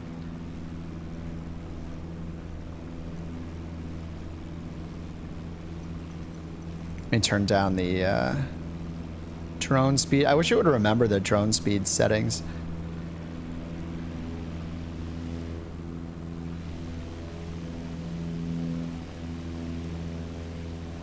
PPL and a Piper Tri-Pacer.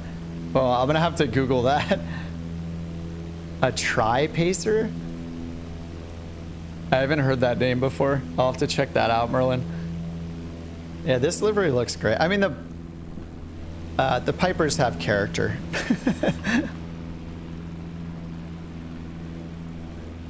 It's even got like the decal celebrating 60 years.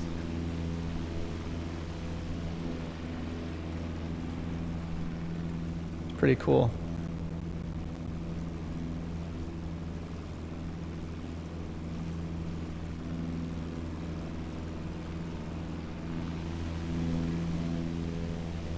It's crazy how much detail is in there too. They have like just like the textures, and it looks like it's almost like dirty on the front of the wheel coverings. I think you can take those off too, actually. I think that's one of the options in the on that iPad over here. Yeah, you can take the fairings off. There we go. Now they're gone.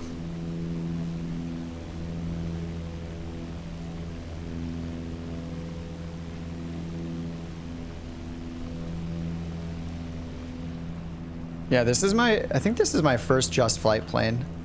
It's funny like how worn the tires are and stuff. It's really cool.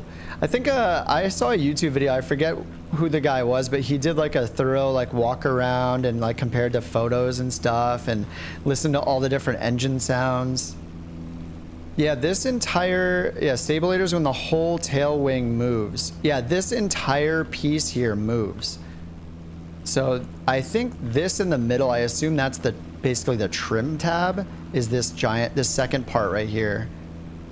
But when you, here, I can do it really quickly. When you move the yoke forward and back, this entire piece moves, pivots, not just this part here. Does it let me do it when I'm in? It doesn't let me do it in drone mode here. Let me go to third person. Yeah, so you can see the whole thing moves.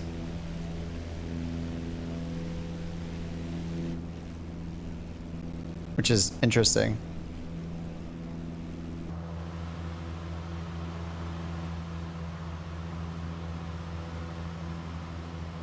These are actually pretty nice.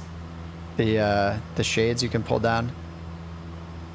Oh, did it affect the airspeed? I don't know. Let's try it again. All right, we're at 105 knots with autopilot on. Wheel fairings. Still at 105. I guess if I was at like a much higher speed, it would maybe help us tell better, but... Wait, are we flying west? What? We're flying back to the airport. What? What is going on? Clearly I have a lot to learn. I don't know why. I'm in nav mode. GPS nav mode. And this doesn't, changing this doesn't affect our heading in any way, because this is, you know, we would use this to dial in. Wait. Yeah, we'd use this to dial in our route for VOR, our radial, but I don't understand why it's... This is weird. We're in nav mode, we're in GPS mode, and our flight plan is supposed to take us to the east, but it's flying us to the west. It's like a stream of troubleshooting.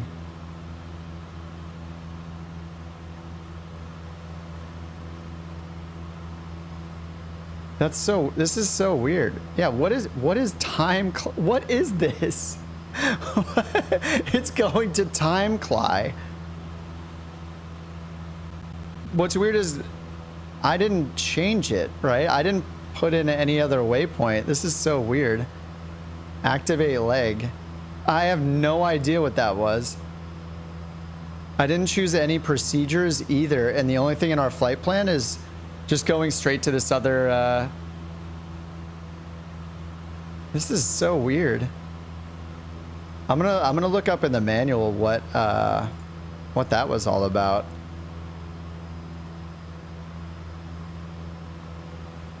Oh, so they do mention this in the documentation for the 750. It says, clear flight plan saves the current flight plan, blah, blah, blah. It's useful for removing the time cly and time approach pseudo waypoints added by Sim Update 5. I have not seen those yet. I don't even know what those are. Wow, I need to learn all of this stuff. I have never seen the time cly or time app. I assume it's approach and climb. That's so weird. I've never seen those. I never even heard of those. I need you guys to make a video for me about time cly and time app, please, and then send me a link. This is the first time I've seen those before. I wonder why I haven't seen them in the G1000 or anything like that. Oh, it happens in the 530. Yeah, I've pretty much been exclusively using the NXI since Sim Update 5 came out. Then the regular G1000 before that, and the G3000. So I haven't seen that before. That's interesting. Your live feeds are like a box of chocolates. Yeah, that's why it's, yeah, live stream is just random. Like, this stuff happens. That was really strange. I'd never seen that before. So it's gonna take us, we're just kind of flying in circles for a while. I'm just gonna max out our throttle. We should be cruising at like 75% power, but I'm just gonna redline it to save us a little bit of time. Maybe I'll turn on time acceleration too. Mine has done that. It's like it wants to go to the start of the pink line. I wonder if it's because I had it in nav mode. I had the CDI in nav mode instead of GPS mode when I took off. Maybe it confused it. So once I switched to GPS mode, it like added that waypoint or something. Don't appear to be any way to get rid of them. That's so weird. It must have had to do with me having it in nav mode instead of GPS mode. Because as soon as I switched to GPS mode, it doubled back. I thought it was just turning us onto course, but it wasn't. Am I running 205? I should have the latest version. Yeah, whatever the latest version is what I have, because that's what I just downloaded. So system, I don't think I want to. One of these shows, yeah, okay, I'm in 205. One of them shows all my like license keys and stuff, so I can't click on that or I'll give away my license. But yeah, 205, I guess. So this one, I noticed that he had info written for Sim Update 5, so I assumed it was relatively new. The update was relatively recently.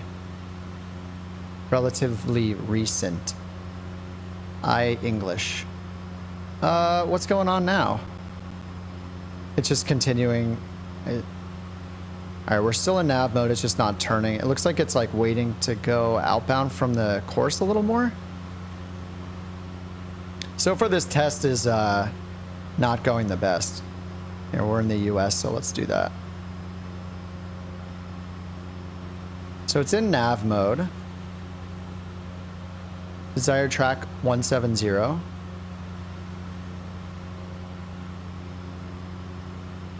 mean, it doesn't matter if I dial that in here or not, because it's not basing it off of that OBS setting. They are added when you create a flight plan before flying. So yeah, I think what happened is because I was like on the way and switched from nav to GPS, it probably just kind of, it would have flown through that invisible waypoint if I had it on GPS when we took off, I think. Yeah, I'm curious if it's gonna fly this way or not. I activated the leg and it's obviously it's active. I can try activating it again. It could also just be the autopilot and not the GTN. So if I just cycle nav mode off and back on. Here, let's sync the heading bug. There, and then just switch to, oops, heading mode. And then back to nav mode, see if it wakes it up. Nope, it doesn't like me. Oh, auto fuel selector, that's cool. That's a hack right there. That's a cheat code, and I like it. I'll leave that on. Leave that hack on. Yeah, direct will fix it. Yeah, I wonder why oh, because it's got time app. So it's trying to still go, so wherever this invisible time APP waypoint is where it's trying to go to. Yeah, that's weird. All right, direct to then. That's so weird that I hadn't encountered that before. It just cleared the flight plan. All right. Yeah, we're running into some bugs. This must be like a sim update 5 thing. Let's just go to the nearest airport because I didn't start the Skypark mission anyway. So let's just do direct to the nearest airport. Yeah, that's really weird. Thanks for pointing that out, guys. I'd never seen those waypoints before, so that threw me. Yeah, it was still showing the route was from the time app waypoint, wherever that is, to our destination. Let's see if we have a smaller airport closer. We do. I mean, here's one right here. Let's just go to the nearest airport and then start another flight. I do want to go in and land it again. This time with using my flaps. I messed up my flaps before because my bindings on my throttle were different than I thought they were, so. All right, we're gonna go to this one. It's like, seems like it's really close. So let's go look at the airport info. So 2,100 feet. It has an RNAV 16 and 34. No weather data is available, so it's like right below us, so we're just gonna overfly it, I guess. So where's the nearest weather? I guess it would be like up here. And do we have wind? I don't know if we actually have wind available on this. I think we just do it live. We'll just get it down and then we'll start our next flight. Yeah, direct to, yes, current location to your target. Yep.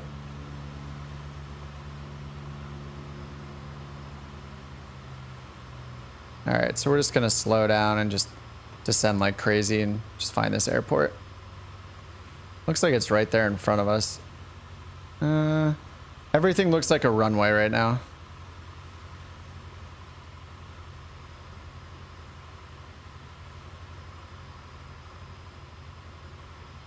So let's see the runway info for this. 0 Victor 3. Runway is 1634 2305. 3,900 feet. Doesn't say what type of what the runway is, grass or if it's concrete or what.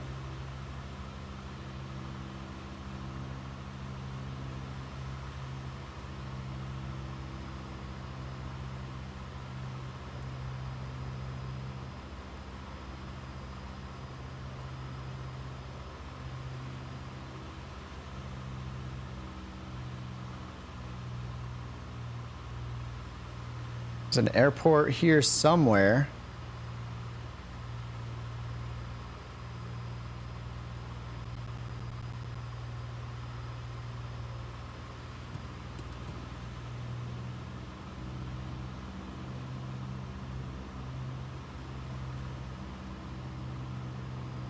All right, so I see the one long runway right in front of us.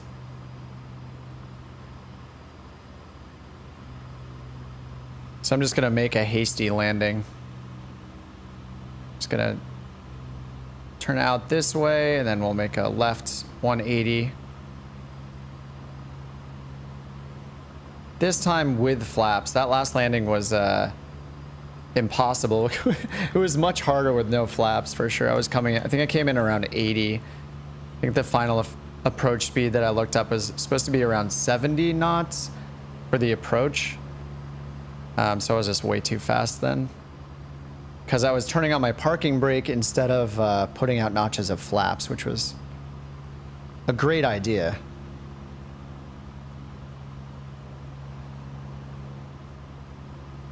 And no ATC today. I think the next update's on the 24th is World Update. Is it number 6? I think we're on number 6 now. World Update 6. So they're supposedly fixing a bunch of crashes, and hopefully the ATC bug gets fixed there as well.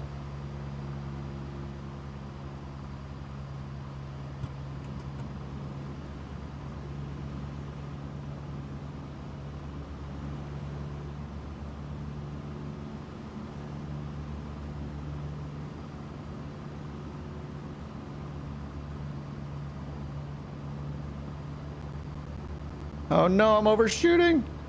This feels like it takes a lot more, like, than all the other planes I've flown.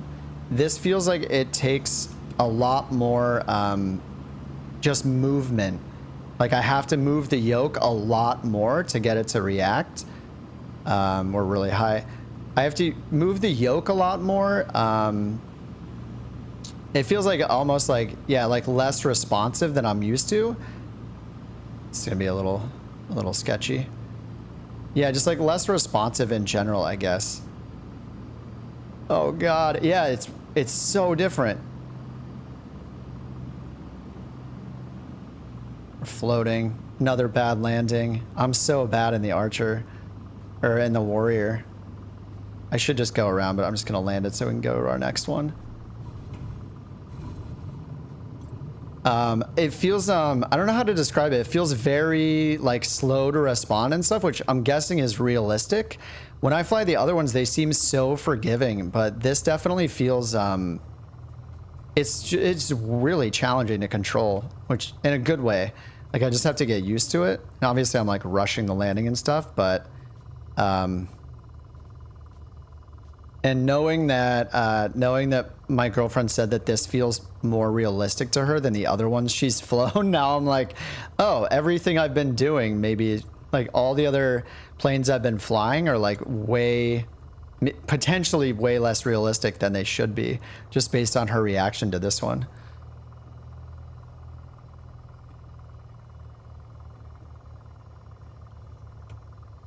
Oh man, there's such a just another like messy landing. just have so many. It's just hard. I'm like intimidated by this thing basically.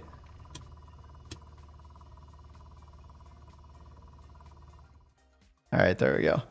All right, back to the main menu. Let's try this again. This time starting the actual flight and not using VLOC mode for half the flight and being turned around. That's a good idea. So it still has me my position as our last airport, but these gold ones. So this is what I was saying about Skypark, is like they have a lot of repetitive missions. Kind of all these blue ones are computer generated cargo missions. These gold ones are more custom, so they have like themes like grass flights only, and then they have a bunch of like tours and stuff you can do. Like if I clear this, so like there's like fly COVID vaccine missions. There's a lot of like hand done stuff. This is to deliver Ben Lamov's pits. I actually watched his YouTube video about that a little bit. I wasn't familiar with him, but I guess this is to recreate the flight. I think this is recreating the flight that he did, or maybe the reverse of the flight he did with the pits that he purchased. Like I think it was the S1 or something. It's like a single seater. Forget the model, but yeah, they do more like curated stuff. So that's one of the differences I think with Skypark too, is they have these like more hand curated missions. But besides that, they're all just, you know, it's just cargo. I'm stuck between the PA-28R Arrow 3 or the Warrior 2. I don't feel like spending money for both. Because I fly a lot of the simpler planes, like I don't really fly any of the complex planes at all. I prefer the Warrior just because of the simplicity. Like it's a more basic plane. You know, I'm not managing the prop speed. It doesn't have a constant speed prop. It's just, I'm more familiar with it. So I think if you fly the complex planes, you fly things with retractable gear, you fly planes with a constant speed prop, and you're used to dealing with like looking at manifold pressure and, you know, instead of just like RPMs, I think that's the choice. Like, do you want the complex plane? Go for the Arrow. And if you want a simpler plane, then go for the Warrior. But for me, I fly the simpler planes. So for me, the Warrior made sense. I did get the Arrow when it came out, but you know, I haven't taken the time to learn one of those planes, like learn the power settings at the certain altitudes, at the certain air temperatures. You basically need a table, you know, to fly them the right way, to know, you know, what power settings it should be at, mattering the temperature and the altitude and all that. So it's interesting. I mean, I fly the Grand Caravan here and there, and generally I read that you can just leave it maxed out, leave it at 1900 RPMs. So I just kind of do that. But then I read some other people saying, no, you should do 17 and 17 when you're at this altitude. So yeah, it can get complicated. So I tend to stick with the simpler planes, like, you know, the 172, the Diamond, and the TBM, which have, you know, their computer systems manage all that for you. I just try to keep it simpler. Someday I'll try to learn one of those. Now, evidently, I have to learn the Warrior better because it feels very different than the other planes. Will I get the Twin Otter? Probably not. Speaking of complex planes, I don't know much about the Twin Otter, but I assume that's probably more complicated to fly than the planes that I fly. I am learning the CJ4 though. I'm working on that. I'm excited about it, and you know, I'm obviously a fan of all the working title stuff. They just do a great job on everything. So I was like, I better fly the CJ4. So I've been learning that slowly, and it's pretty great. I'm not super comfortable in it yet. It's crazy. Just the thing is a rocket ship, so it's gonna take some more getting used to. Let's go with one of the blue ones this time. Let me find kind of a shorter route again. Oh, this was the one I was trying to do. Let's pick a different one though. See reliability score. Okay. We can go see my reliability score. This is like a hidden score that you have in Skypark that I've never checked. We'll just do this one. 2 Kilo Sierra 6. The Flying H to KMKC. If there's an ILS or something on this, I want to try it out. Oh, I did get the Husky just because it's so pretty. And because Harrison Ford, you know, I got the Husky. I flew it a little bit, but yeah, I focus so much on like the tricycle landing gear, fixed landing gear, simple, like non-complex planes that that's what I know best is like, you know, the 172, the Diamond, the TBM decently well, the Grand Caravan, even though it's complex. I fly those 4 more than anything else. Fuel and maintenance is free in flight sim, so constant speed props do have less of an appeal if you think about it. Oh, right. Yeah, it's as serious as you want to take it. The Husky is really cool, though. I flew it around just like an hour when I bought it, not since then. All right, let's do runway 18. I want to try the, if there's an ILS, I mean, where we go? Is this, what airport is this? Kansas City. If this has an ILS, I want to give it a try just so we can see what the autopilot capabilities are in the Warrior. I'm not sure if, the approach mode will give us, will capture the glide slope or not. It does have an altitude hold mode, but it doesn't have any climbing modes. It doesn't have vertical speed or flight level change. So I'm not sure if it'll actually capture the glide slope. So I guess we'll find out. It's a forward plane. Oh, hey, I'm going to switch over to GPS right now. There we go. That's something to keep in mind. I guess, I think it's probably a Piper Warrior thing that it doesn't automatically go GPS, even if you have a GPS flight plan. So that's something to remember. Tail draggers do take some getting used to, but if I have to fly one, I fly the Husky. Yeah, they're challenging, especially like seeing when you're taking off. Like you can't see the runway easily when you're taking off to stay aligned with it. Here's that time CLI thing again. That's interesting. I never noticed that before. Now I'm just gonna see it everywhere. It's really weird. Kip's flying again and streaming. Hey, Schwartz.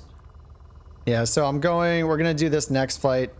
2 Kilo Sierra 6 to KMKC, which is Kilo Mike, Kilo Charlie. So we're going to do this one. I'm actually going to start the flight this time in Skypark. Skypark. Skyvector. It's pretty much what I say every other word anyway, is Skyvector. Everyone go to Skyvector.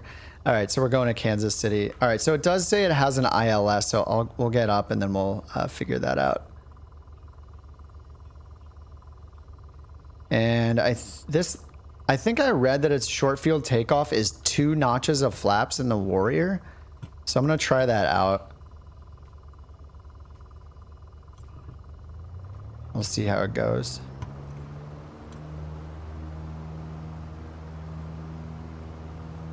This looks like a pretty short runway. Wow, I have a lot of right rudder. We have a wind blowing from the left too. Dude, why is it doing that? That's so crazy. It just, all right, the rudder in this requires so much. This is gonna take a lot of getting used to, for sure. You said in your last stream you were really good in formation flying. Yeah, you were. Oh yeah, you were on the Xbox controller. You told me that afterwards. Yeah, you were right on my wing the entire time. It was impressive. Comfy seats. These seats? I like how old school the seats look. They look like a super old school couch. All right, we're gonna turn onto our course. Yeah, there's something about taking off in this, like, so we had a wind. There was wind out from the left side, but I needed quite a bit of right rudder, like more than I'm used to needing. So I need to practice. Like, I should just do traffic patterns in this thing to practice. I feel like it requires. I feel like I need to do that to get used to taking off with this. I bet there's probably some technique I'm not doing too. Like, I probably needed the elevators or the stabilator or whatever forward a little bit or something like that to make sure the nose didn't lift off too quickly or something. But yeah, this is unlike any plane I've flown before in terms of it being challenging. It's probably because it's realistic. That would be my guess. I've been flying planes that are not super realistic in terms of the flight model, and this one maybe has more of a realistic flight model to it. And so now I'm just like getting a wake-up call, you know? Not gonna lie, there was something like a VR player could just sit next to you. You could see him where he looks at stuff. You can do that on PC. There's a mod. There's a mod called Your Controls, and you can fly in the same plane. So the only thing is the person that is in control, and you can pass the controls back and forth, but the person who's in control can use the yoke and the throttle, I think. And then the rest, I don't think can be used. I think the rest can be used by the co-pilot.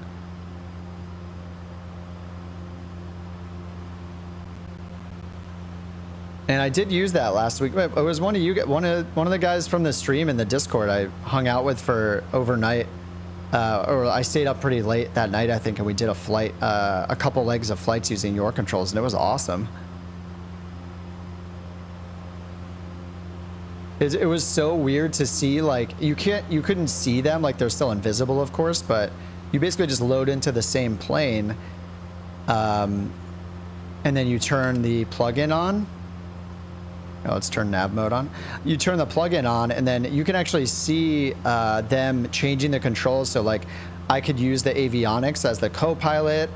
Yeah, we just hopped on Discord and chatted with each other while we were doing it. It was fun. Like, he flew a leg as pilot in control, and then I flew one in control. It was really cool. Yeah, you can't see the person. Yeah, that's true. Yeah, you don't see anybody. Actually, I don't know. The co-pilot has a button here, but I think you don't see the co-pilot either. Yeah, you just don't see the co-pilots in this at all unless you're in third person. And in this plane, I actually have the co-pilots. Actually, you can turn off the co-pilot in the Just Flight planes. Oh, here's Trip catching up to us. Are you in the helicopter? Oh yeah, you're in the chopper. Fly Farther is catching up. Do I have liveries from the extra? You mean the plane, the extra? I just have all the stock liveries. So these are the ones that came with the Warrior. This is one of them. There's like 9 different ones. So I've been changing it most of the flights to check the different liveries out. And it looks like it always has like a hard-coded registration number on it. I don't see, unless maybe my custom one got turned off again. I guess that's possible.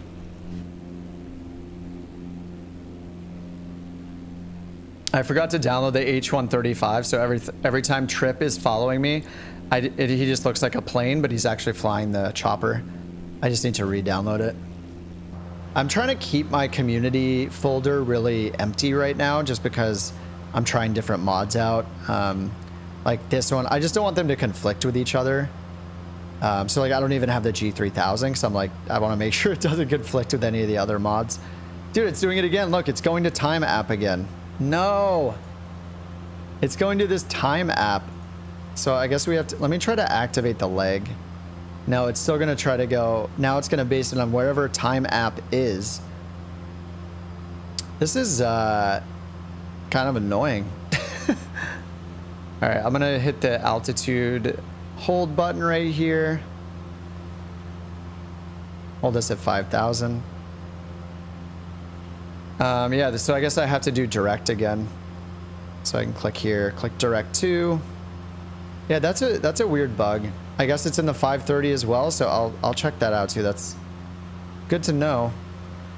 What's going on? And it did the thing again. It cleared my flight plan. All right, we're going to KMKC. Direct to, activate. It's a little weird. I guess it's Sim Update 5 stuff. I must have not run into this just because I've been using the G1000 quite a bit. So I guess this is just something in the 750 and I guess the 530 someone else was saying. You fly, hey Omar, what's up? You fly Pipers. I'm doing few fatal mistakes. Does that mean I'm not doing fatal mistakes, or it means I'm doing a few fatal mistakes? I think the fuel pump is still on, so that's probably one of them. The flaps? I don't think so. No, they're down.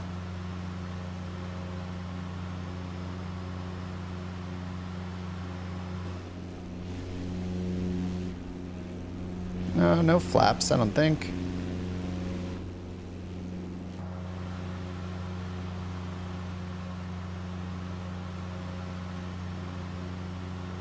It could have just looked like that. Maybe the trim was up or something.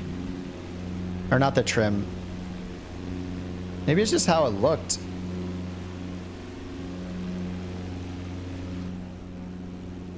Oh, the stock G1000 has the problem too. Oh, wow. Is that why the NXI is like... I mean, I assume the NXI would be popular, but are people using it because of that bug? Check the nav log on the drop-down menu. Oh, I think I might have that turned off. Nav log.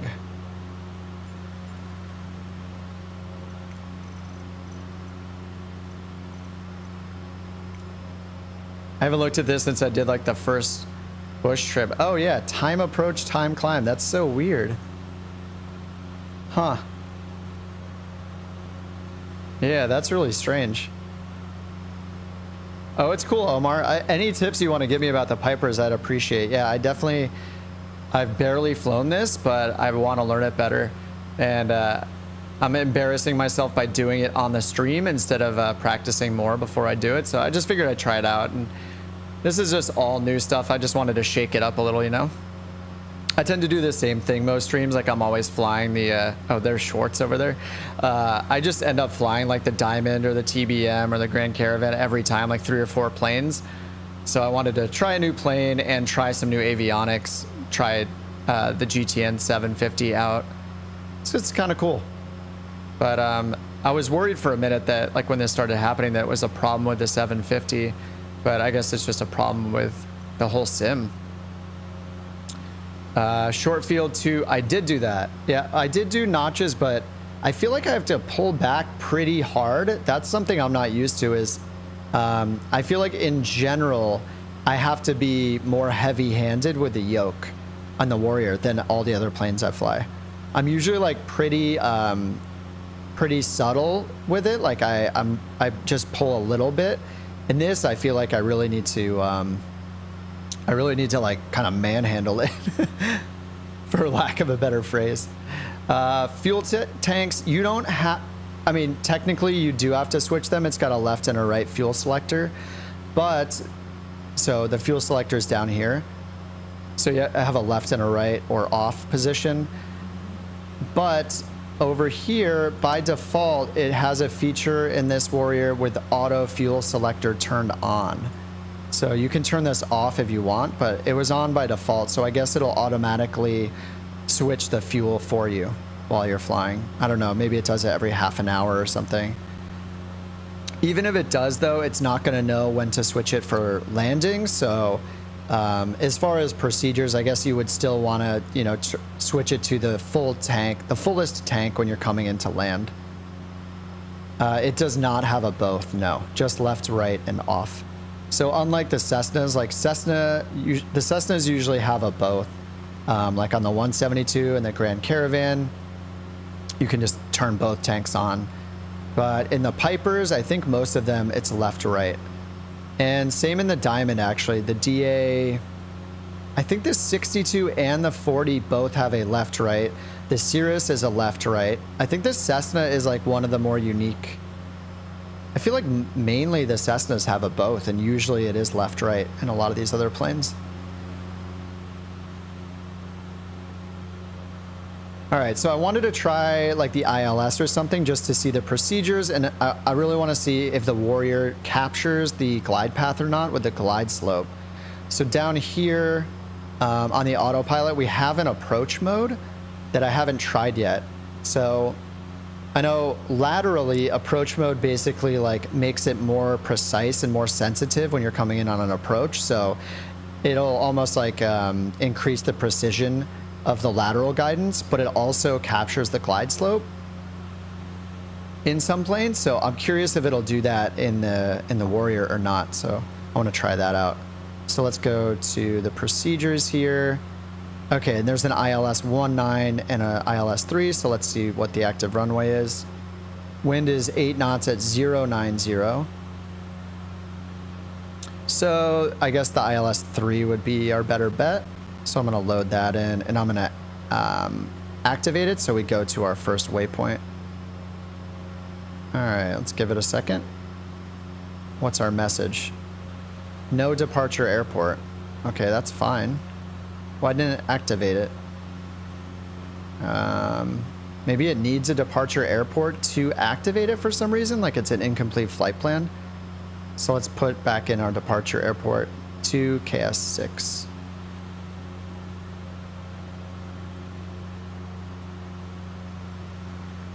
And then remove this. What? All right, let's try this all again. Actually, that's going to mess up our autopilot, so let's put it in heading mode. Sync our heading bug. There we go. And go to heading mode for now. Okay, so let's try this again. 2KS6. I think maybe it didn't want me to use the, or sorry, 2KS6. Okay, yeah, that's right. It's like it didn't want me to use the procedure without the flight plan having an origin. I don't know. And then destination is KMKC. Okay, now let's go back to procedures, approach, ILS 3. Oh, yeah, I can actually preview these two. So we have Oloth and top. Oh, top.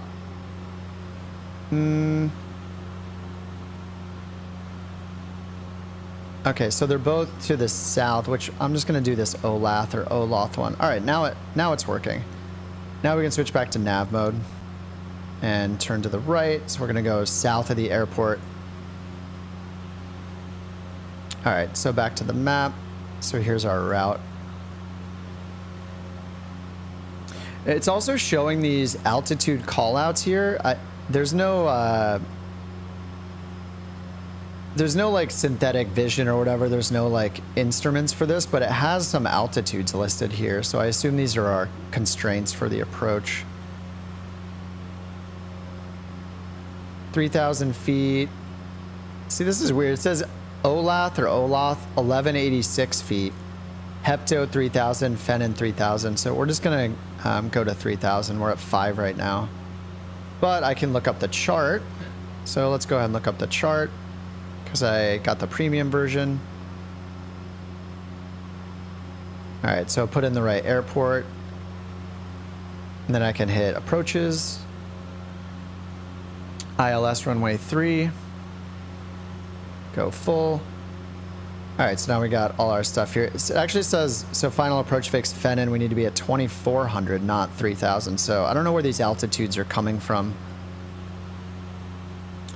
And then we have our nav frequency, so our localizer 111.75. So we'll put that in right now. Oh, I put it in automatically, actually. 111.75, so I made that active. Final approach course 035. We have the ATIS frequency. We don't need that because we have the text METAR we can use. Missed approaches climb to 3000 on a 035 heading, which is the same. So we just climb straight 035 for our first missed approach thing. Missed approach instruction. ILS minimum's 994 feet. It's clear. We don't need to worry about visibility. Cool. So yeah, at Fennin, we need to be at 2,400 for the glide slope intercept, and then 3,000 for Hepto.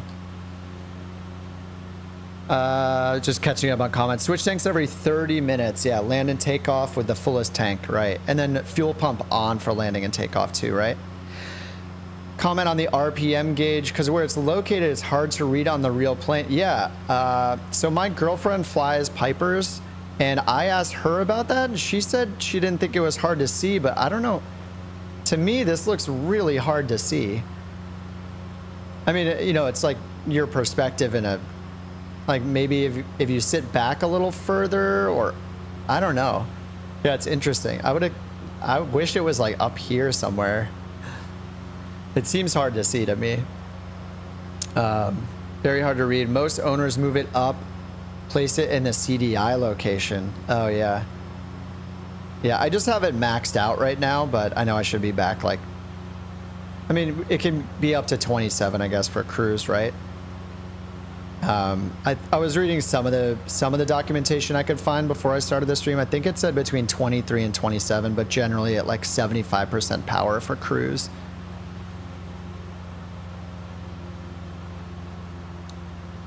So we need 3,000 by Hepto and then 2,400 at Fennin is what we need to do for the ILS. So we'll see how it works. I want to see if it captures the glide slope. I mean, we have our CDI has the glide slope needle on it here, so we're good, at least to manually fly it. But I'm curious if the approach mode will change our pitch for us to capture the glide slope. See how it goes. Oh man. What's up, dude?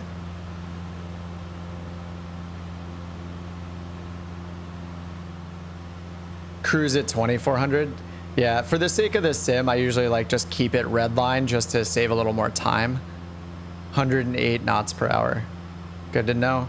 Yeah, I think the one I read said 75 and you could go between, or 75% power roughly for cruise. And that you could go between 23 and 2700. Or was it 21? It might have been 21 to 27. It's funny when you guys are so close, I can't even see your, oh my God, hey Crunch. I didn't even know you guys were here. Trip is still trying to catch up, but Trip, oh, he's close. Trip is flying the H-135 helicopter. I don't have it installed, so it looks like he's a plane right now. You know, it'll put him in, I don't even actually know what the default is for. Oh, I see you guys' names now. You both moved away. I was flying nicely in formation, then you two disappeared. Oh, I still see you. That happened the last stream too. Last week when we were doing this, we just all kept disappearing for each other too. It was the same thing. All right, so yeah, once we get, or let's see, we don't have a nice VNav advisory or anything like that in this, so we don't get a top of descent, but we just need to go down 2,000 feet. Descend 2,000 feet down to 3,000 from five down to 3 by the time we get to Hepto. And so that's a good 40 something miles away. It's nice having the, this is the 650, right? 750 and 650. It's nice having the 650 as well at the same time. Hey Mark, what's up? You guys keep disappearing on me. You guys are showing up for me right now, but last week you were disappearing. So for our descent, say, sorry, bring up the flight plan again. So once we get to, actually, where is Oloth here? It's funny, I can't actually see the waypoint names because, okay, this is Oloth because of these altitudes on here. Oh, I can probably, oh, I have them shown. Here are the constraints. That's my fault. So there's this huge menu of map options actually. So intersections and cities and all this terrain, it has Nextrad built in. Like even if the plane technically doesn't have it, you know, it'll still work in the sim. You can do track up if you want track up. Terrain, it'll show you if things are too high or too low around you as a warning. And then, yeah, I had constraints turned on. That's why I was showing those. They don't seem accurate for this approach, but at least now I can see the waypoint names. All right. I'm still learning this thing. I just am taking you guys on the ride with me, learning the learning the Warrior a little and also learning the GTN 750. Hey, Mark. No, I don't have an Xbox, so I haven't tried it. The best I could do was a couple weeks ago, I used my Xbox controller only, and I put a little hand camera up when I did that one, and it was pretty fun. I mean, it's definitely challenging. You have to be like very, very light, have a light touch with the stick, especially the left stick, obviously for like the yoke and pit, you know, banking and all that. Pitching up and down, like it's very sensitive. Even with the options turned on to help the sensitivity, like it was really challenging. But I like the challenge, but I also like that you have everything in one hand. It's kind of nice. You know, on PC with all the like, with the stick and the yoke and the keyboard and the mouse and the throttle quadrant and the rudder. I mean, 1, 2, 3, 4. There are 5 things I'm interacting with, right? Like you guys know. You're holding your stick or your yoke. You have your right hand on your throttle quadrant if you have one, and then when you need to use the mouse or keyboard, you're moving your right hand to find the mouse, to find the keyboard, and then all the while having your feet on the rudders. Like, it's pretty crazy. Like, you know, it's a lot to do mechanically and ergonomically. Like, you have to do a lot of things.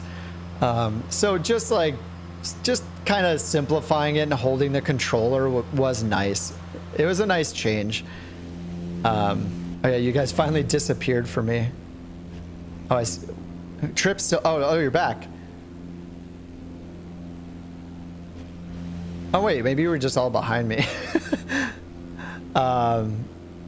Anyway, yeah, it was fun. I like the challenge, and It's totally doable. I think if you're on an Xbox though, like 100% plug in at least a mouse. If you're trying to do anything with the avionics, plug in a mouse. It's going to make your life a lot easier. Instead of trying to move the camera and point at things using the sticks, it's really hard. It just takes a lot of time too. You really have to like zoom in there to be precise on the buttons and things. So these guys have like their formation flying group going on over here. Nice. Trip is in the H135 as well. Oh, these guys are in the extra. They're both in the extra, but Trip is in the H135. But I don't have it installed, but he's actually flying the helicopter. Man, you guys should get some nice screenshots right now. You could totally be playing cameraman over there.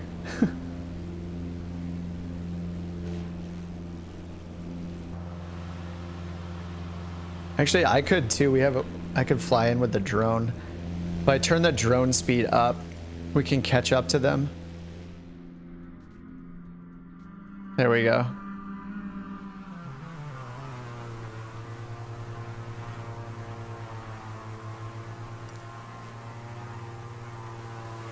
There, now I feel like I'm part of the club. This is cool. You can't seem to get the G1000 to scroll the map on your Xbox. Yeah, you can't do that. You can't pan the map in any of them, I don't think. Even the mods, I don't think you can pan the map.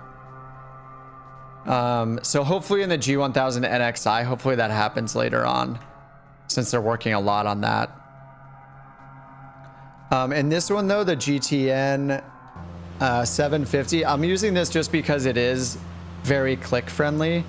Like you can click and drag, and then you hit this back button down here to snap back to your plane, and then zoom in and out. So this is really nice, like, and it integrates with a lot of the third-party planes, or it'll work in the G1000 as a replacement. Like it'll show up within the G1000. On PC, but I have an Xbox controller for the drone camera. Oh yeah, it's super easy to fly the drone with a controller, yeah. 100%. Nice, guys. I'm just on autopilot. That's the only reason I can fly steady.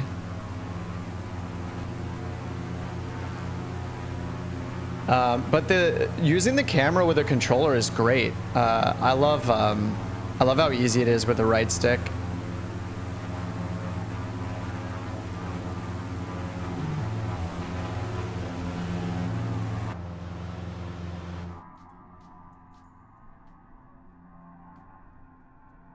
Let me reset the drone camera. There we go. It's so funny with the engine sounds. Oh man, he's going for tip to tip.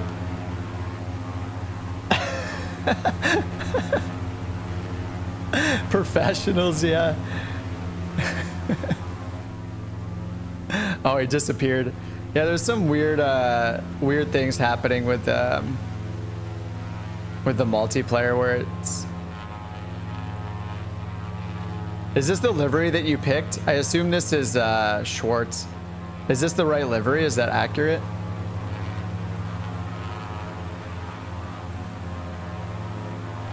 Yeah, the multiplayer has been like, people have just been like appearing and disappearing.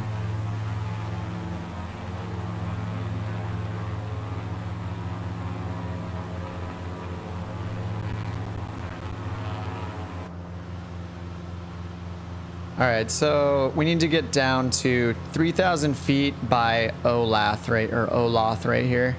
Or sorry, no, it's Hepto, isn't it? Sorry, by Hepto. So we don't have to really, let's see, we descend.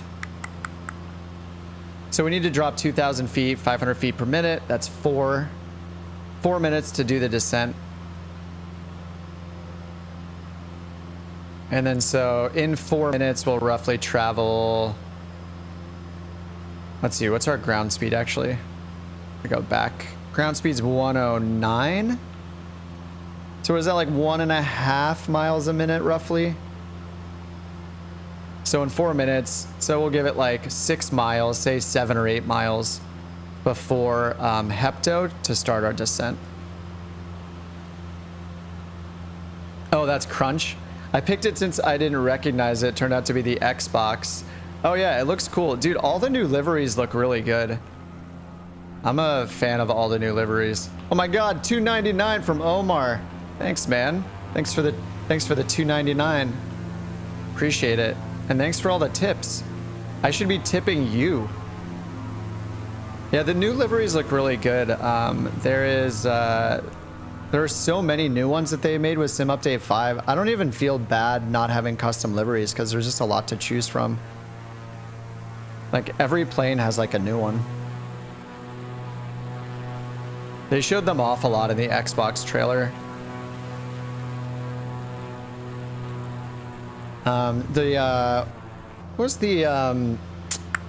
The Cap 10 has a cool one. I think it's the one that has like the eyeballs on top of the wings. It's like white.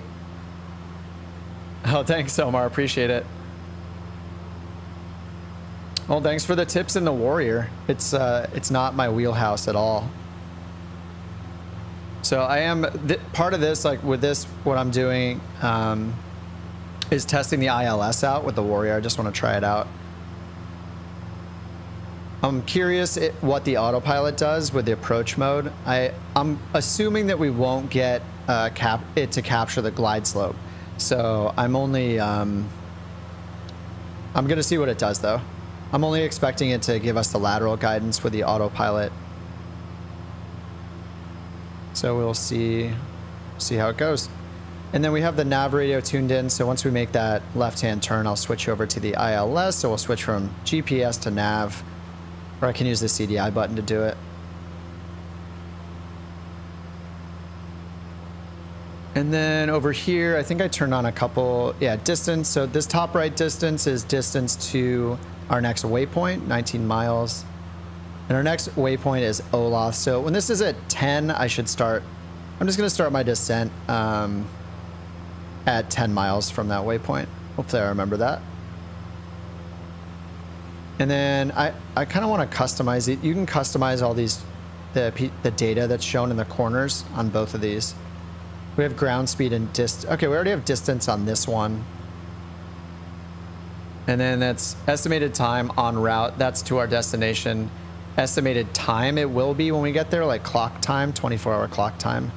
So I could change that ETA one to maybe like time to next waypoint. Estimated time to waypoint. Oh, I have that. Oh, this is time to waypoint. Wait, that's time to waypoint? I thought ETE is arrival. Okay, ETA is arrival. Okay. I thought ETE was like the en route. Maybe it's the en route portion of the flight, the en route phase. But anyway, it says 20 minutes until we land. Roughly 10 minutes until we get to our next waypoint, 17 miles away. And we're going to go down to 3,000 feet by the time we get to it. Robert, $2. Thanks for the $2. You guys, I have a great day job and a career. No need to tip. I like, it looks cool. I like the blue and the GIFs, the animations, they're sweet. I definitely I don't need the $3 or the $2, but I really appreciate it. So thanks a lot for that, but no expectations or pressure to tip in the chat, any of that stuff. I have a good career and I don't need to monetize anything really. I'm curious with the YouTube side, like curious to see what kind of ad revenue you can get and stuff, because I'm just curious about it. But yeah. Anyway, I appreciate it. Thank you. Sorry for the bounty formation. No, you guys are killing it. I'm just sitting here on autopilot, you know, like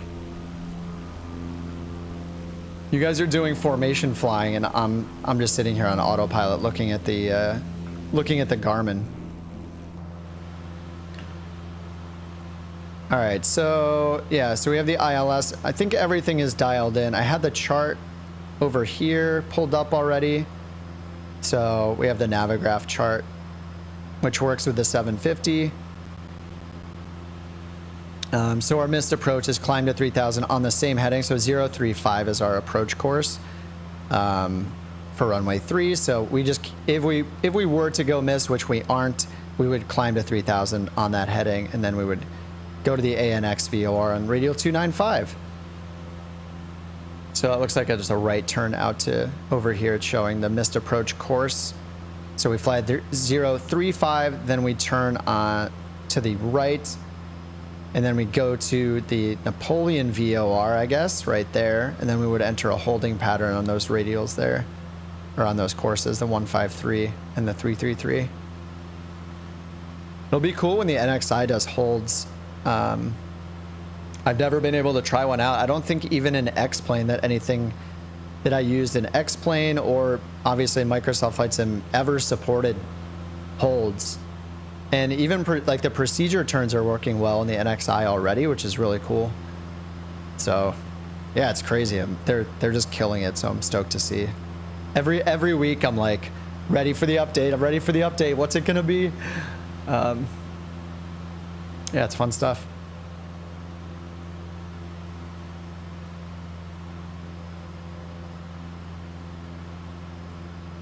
I like Bob. Don't know how to change it. Oh, you mean you go by Bob, not Robert. I got you. I was like, is the animated guy on that little animation thing that says cool, is his name Bob? You go by Bob? I got it. Well, thank you, Bob. Okay, and then I should set this up for our next course, I guess, just for a reference. So now I don't have to do anything for the ILS except switch us over to Nav Mode since we're in GPS mode still. And then just to review the altitudes again, 3,000 at Hepto, 2,400 at Fennon for the glide slope. All right, so here's Olath and then Hepto. So we don't have to be down to 3 until Hepto, but I was gonna start before we start this turn. Yeah, I was gonna start 10 miles out. I estimated it'll take us about 6 miles to do the descent.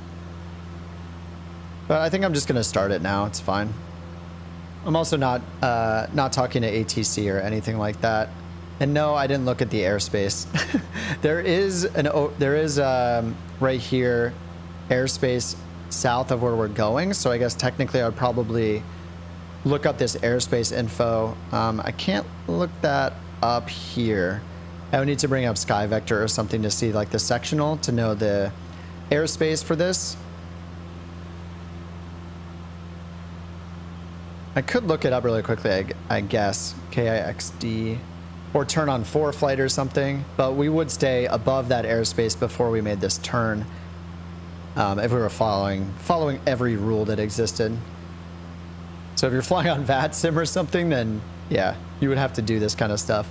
Figure out all these airspaces nearby and make sure you don't bust the airspace when you're coming in. Or who knows, they might have an agreement between the two airports that people arriving on certain runways can break the airspace, so ATC would clear you through that airspace automatically for your approach and all that kind of stuff. But for us, we're just gonna ignore that sim stuff. Do it the sim way and just ignore the rules. You know, it's as real as you want it to be. So in this case, we'll not be 100% real. All right, so 7.6 miles. So I'm just going to start the descent. We're going to go down to 3,000. So this little white button, it's so funny that it's just a little white button with no light or anything, but that's the altitude hold button.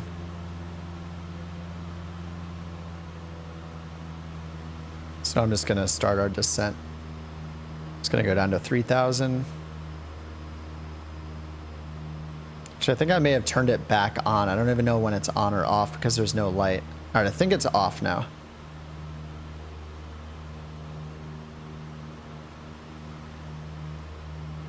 Oh, gas lights and mixture. Sounds good. Okay, let's do that. So you go mixture rich right away? We're already mixture rich, actually. I should have leaned it over 3,000, but I did not. So that was another bad. Fuel pump, do you only do the fuel pump on final, or do you do it through the whole descent? I assume you only do it on final. And then gas, we want to be on the fullest tank. So in this case, these are hard to read too.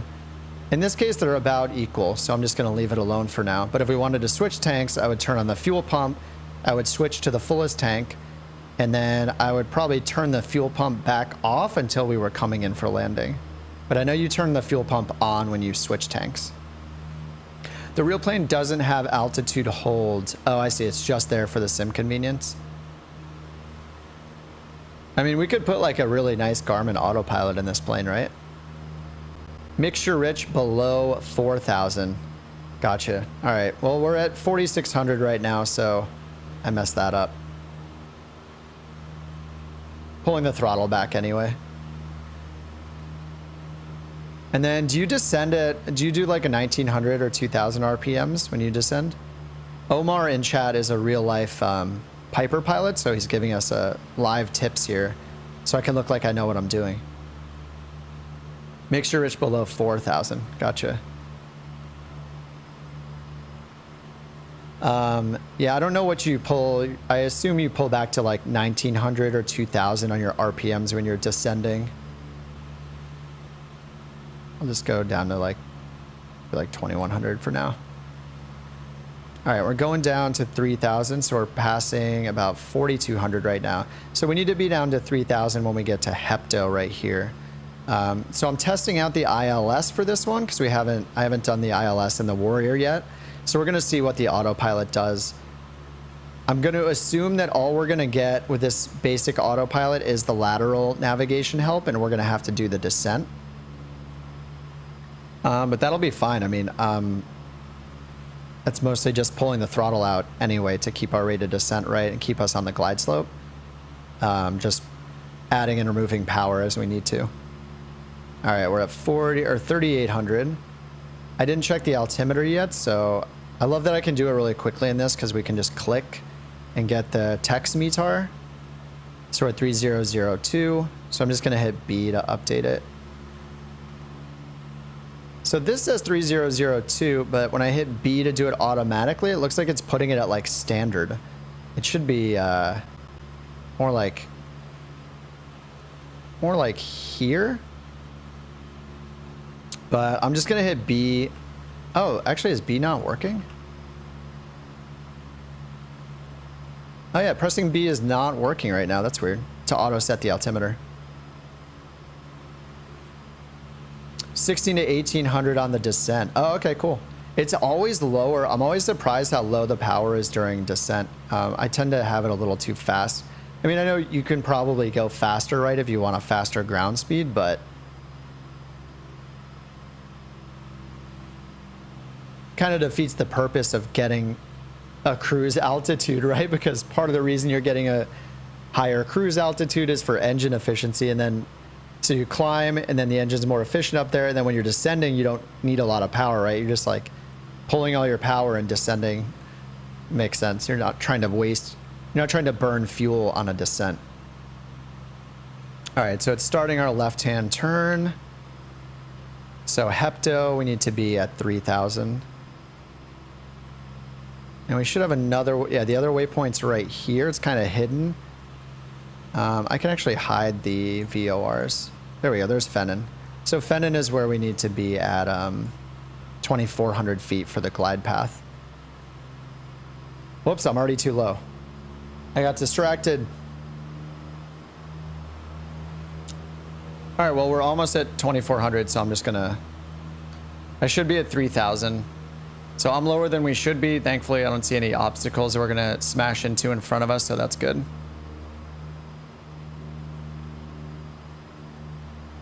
But we shouldn't be below 3,000 here, but I am, so that's a mistake. But I'm gonna go down to 2,400, and we're just gonna hold it at 2,400 because that's our final approach fix altitude. Even though I guess there's no, oh, nice. Is that the,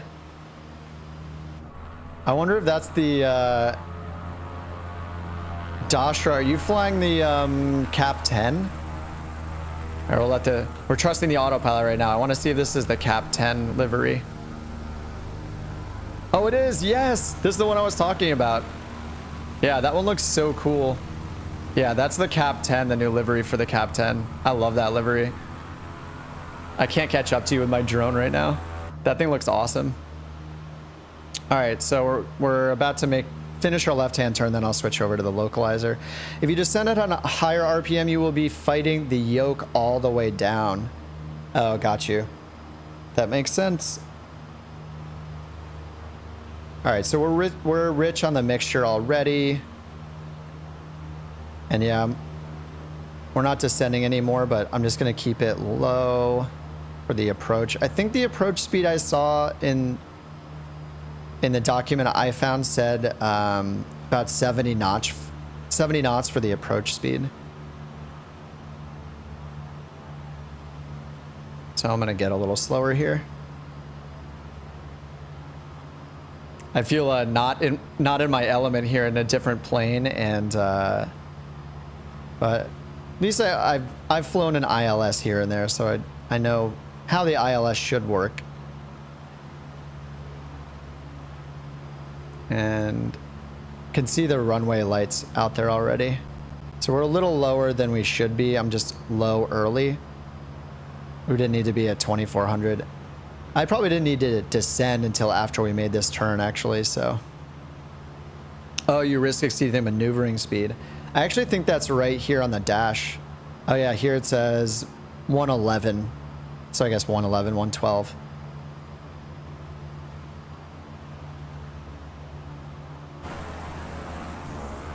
Oh my god, you guys. Oh gosh.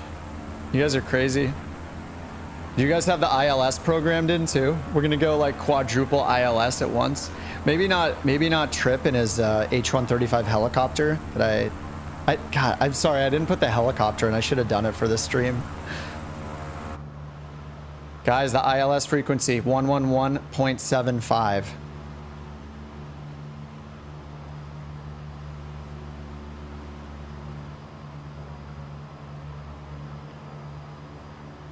All right, so we're still around 2,400 feet. We'll get a little lower. And then ILS, let's see if we can hear. I mean, we'll be able to hear it, but.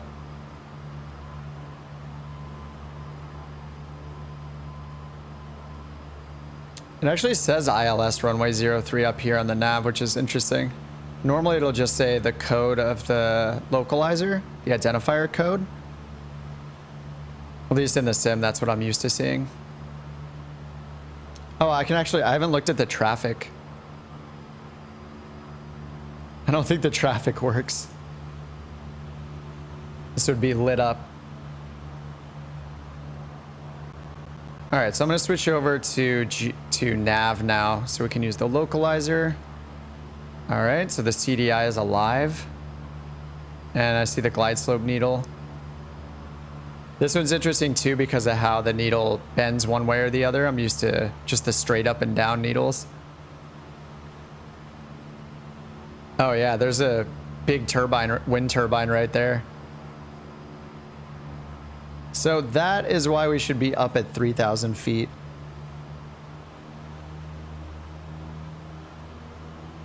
It looks like we'll clear it, but that's why at Hepto it's 3,000.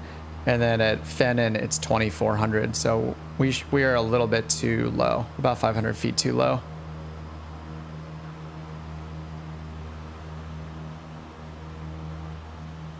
So I could turn off the, altitude hold mode.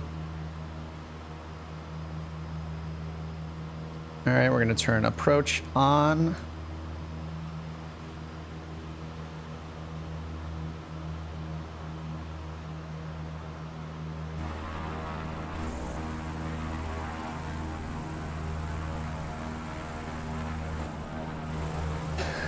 You've been so close the whole time.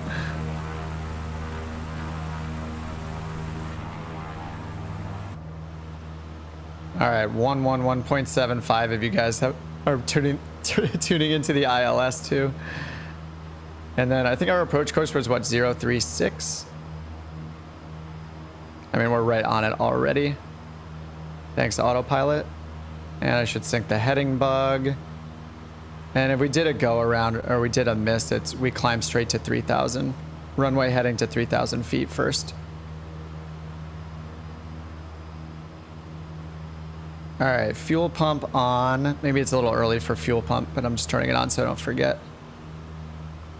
We have approach mode on. I see the glide slope needle here. And we're not supposed to get the glide slope until we get over here to Fennon. And we're supposed to get it at 2,400 feet. And so we're at 25 right now, so we're too low right now. We should have been at 3,000 until we get to the next waypoint, but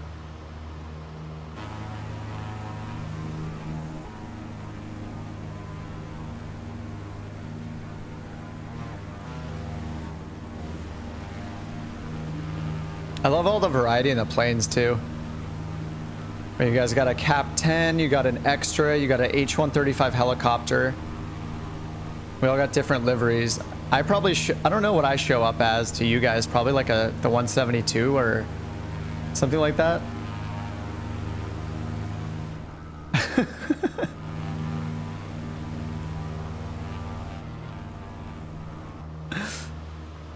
And where are the lights in this thing?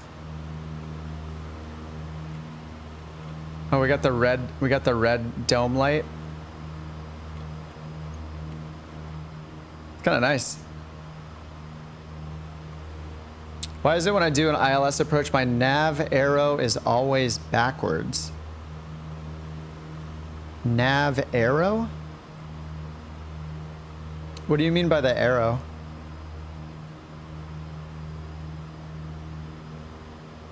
Do you mean on the HSI down here?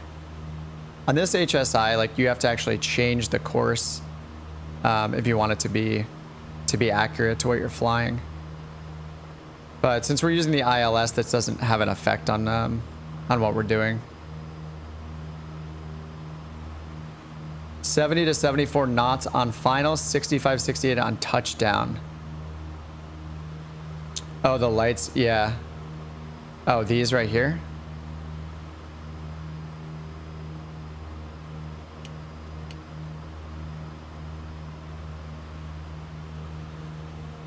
Oh, there we go. Nice. Got it. That's cool. I guess we don't need the sweet red light. The light of doom. All right, so let's check our waypoint again. All right, so this is where we were supposed to start our descent down to 2,400.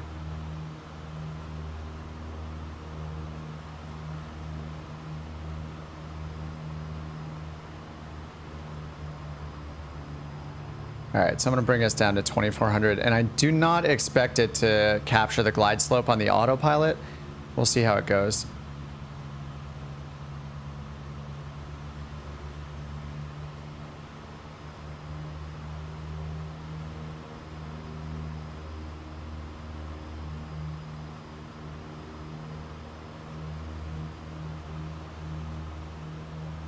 All right, 2,400. And I think I can do first notch of flaps pretty early, right? I think first notch is... that looks like credits coming up from the bottom of the screen. Schwartz, your name.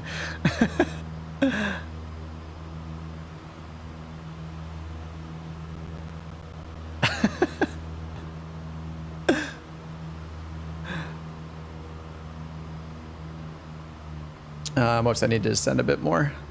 So I'm not... The glide slope needle isn't moving yet, but it should shortly.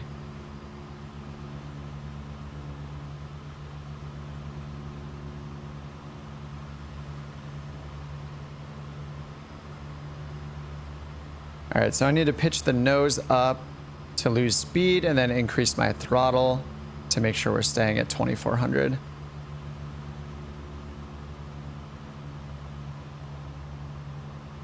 All right, let's check our distance. All right, 9.2, 9.3.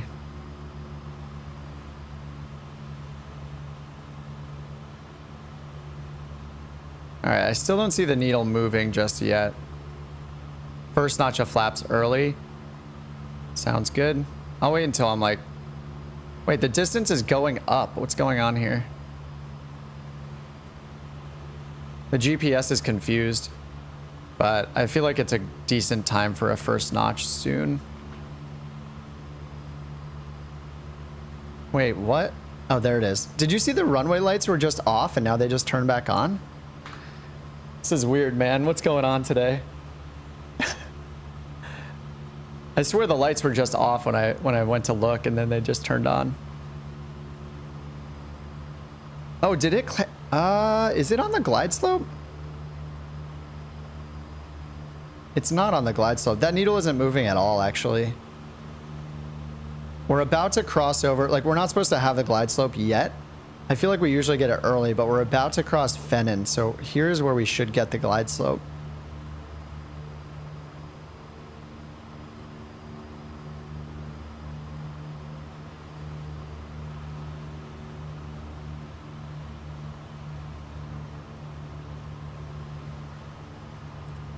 All right, I'm going 1 notch. Okay, there's the needle. All right, the needle is moving. It's alive.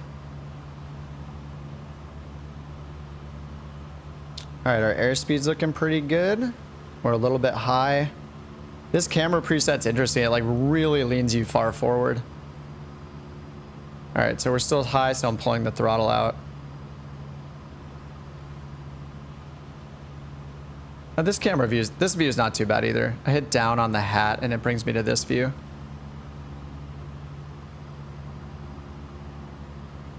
Need to go to bed. Oh, it was great, dude. Nice flying as usual.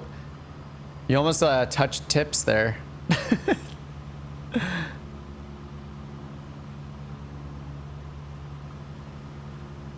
I can't tell if the autopilot is doing the descent. I think it is. Yeah, I mean, it is held perfectly in the middle. So I'm pretty sure that the autopilot is capturing the glide slope here.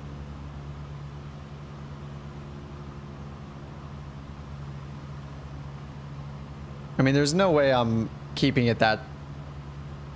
Like, I guess I know if I pull power a little bit, let's see if it goes down.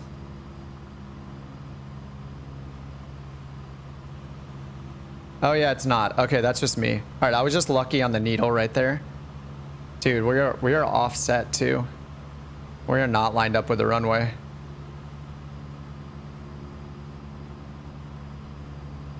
It says we're lined up with the localizer. So either we have some crazy wind here. Okay, I'm too high now. Pulling out some throttle.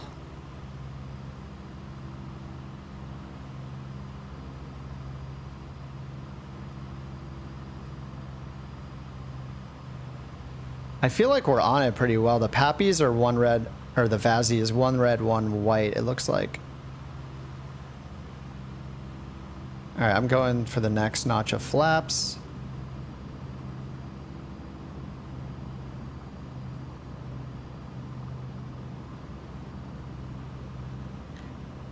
Okay, yeah, we're too high now.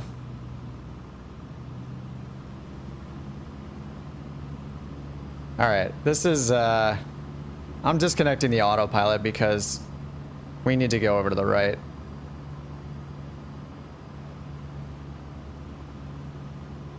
All right, we're at 80 knots. Putting the last notch of flaps in. Maybe a little too early for the last notch, but I want to get slow. All right, 75 knots. It says we're low, adding throttle.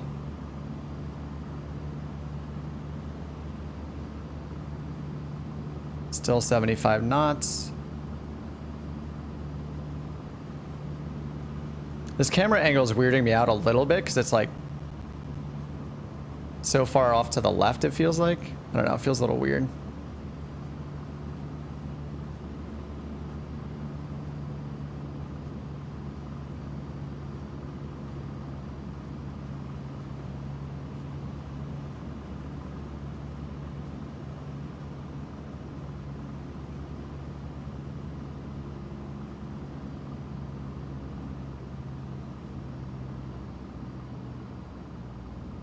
Definitely long, very long.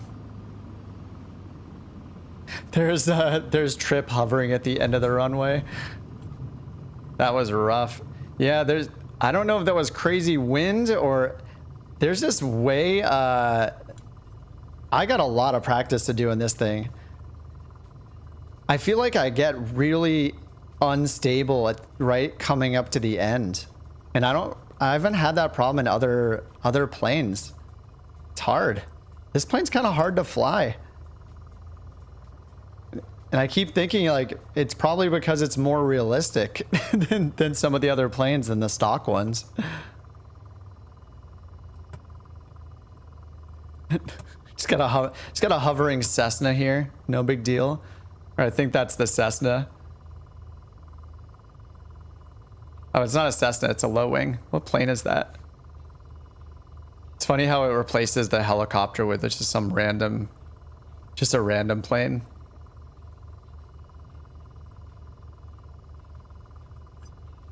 Yeah, this is hard. This is definitely hard to fly. I think this is harder to fly than any of the other light planes that I fly around in normally. I mean, I have the least amount of experience flying this one, but I'm usually decent on my landings, and I've been all over the place flying this, so it's super challenging.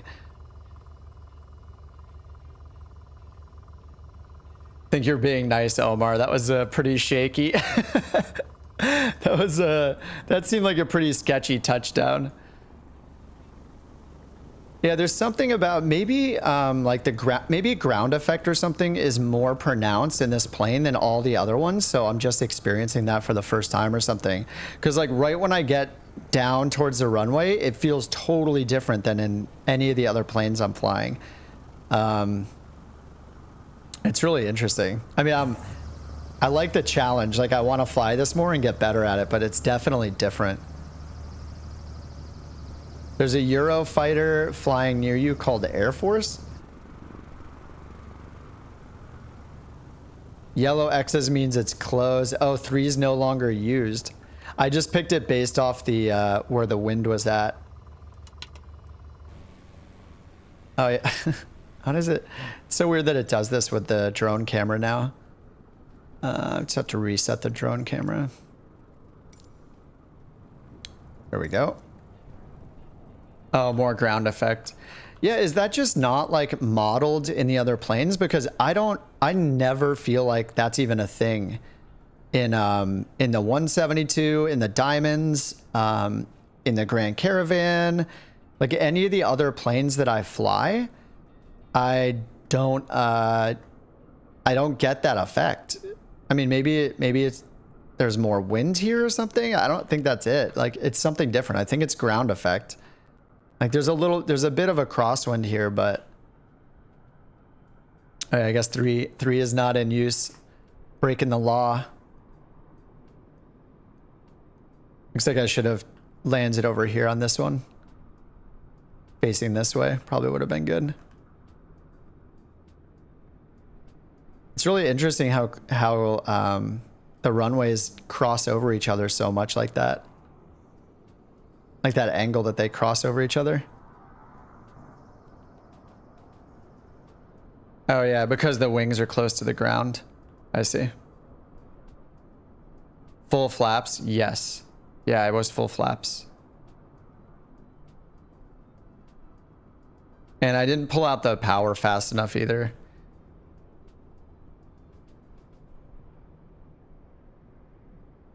So I guess I should have used runway 1 here instead of breaking the law.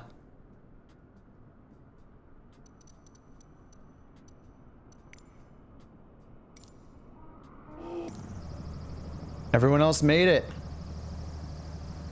I wish I could see the nameplates closer. Let's see, when do I get the nameplates? There we go. This is cool. Got my PPL on a Warrior and rarely landed with full flaps. Okay. Good to know. Did you would do 2 notches then? I did try the short field 2 notches for the short field takeoff. Cessna and the other planes be like, I can use flaps. Yeah, they're like way more forgiving. But I don't know if it's because the flight model for this plane is more realistic. you know, or it's just that's actually how it is. I mean, it's probably a combination of the two.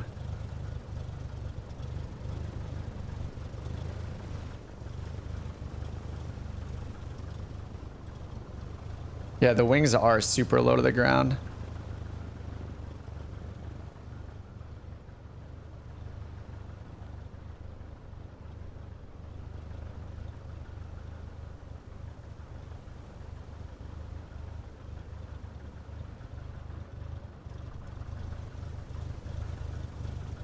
Oh, you don't see us?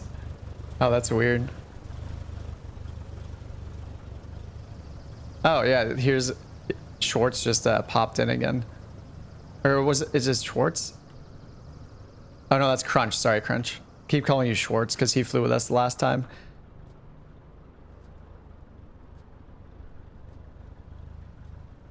One or two notches. Okay. Yeah, I got reading to do. I got the POH reading to do. I'll figure it out. But good to know. Thanks for... I appreciate the tips. Ooh, I'm a little pooped though, guys. I'm gonna call it now. But yeah, it was on 3.5 hours, so I guess it's clear that I need more practice in the Warrior. But I mean, I like it. I don't know. It's just cool. It's nice to fly something a little more unique, I guess, than just flying in the Cessna all the time. So I need to keep I'm gonna like take a break, eat some dinner, have a Sunday beer, and then probably practice this a bit more, do a few more landings in the Warrior.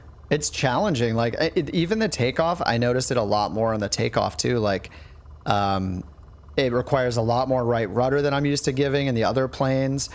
It seems like it almost feels like it wants to get off the ground faster than I'm expecting it to.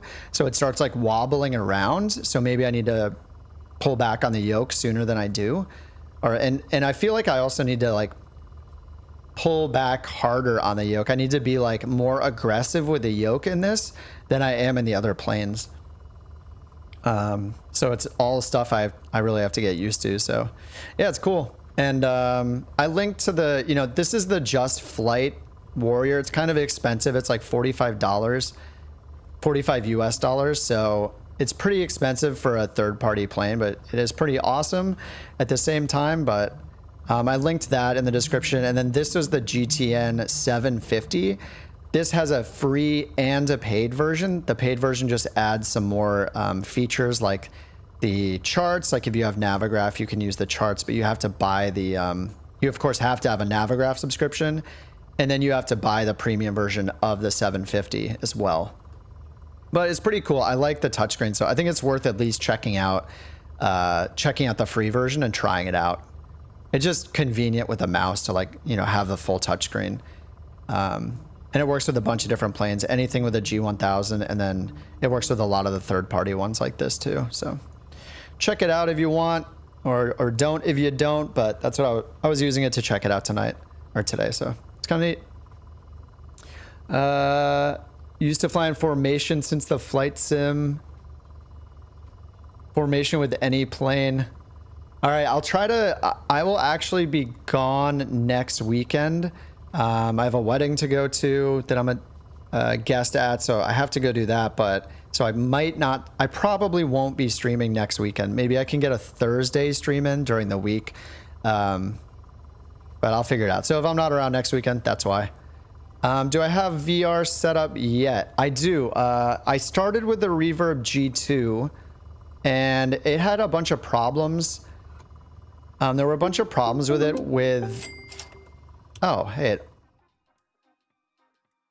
there were a bunch of problems I had with the Reverb G2 with my computer. And it ended up being a BIOS setting. Like my computer is pretty new, but it was a BIOS setting that I had to change.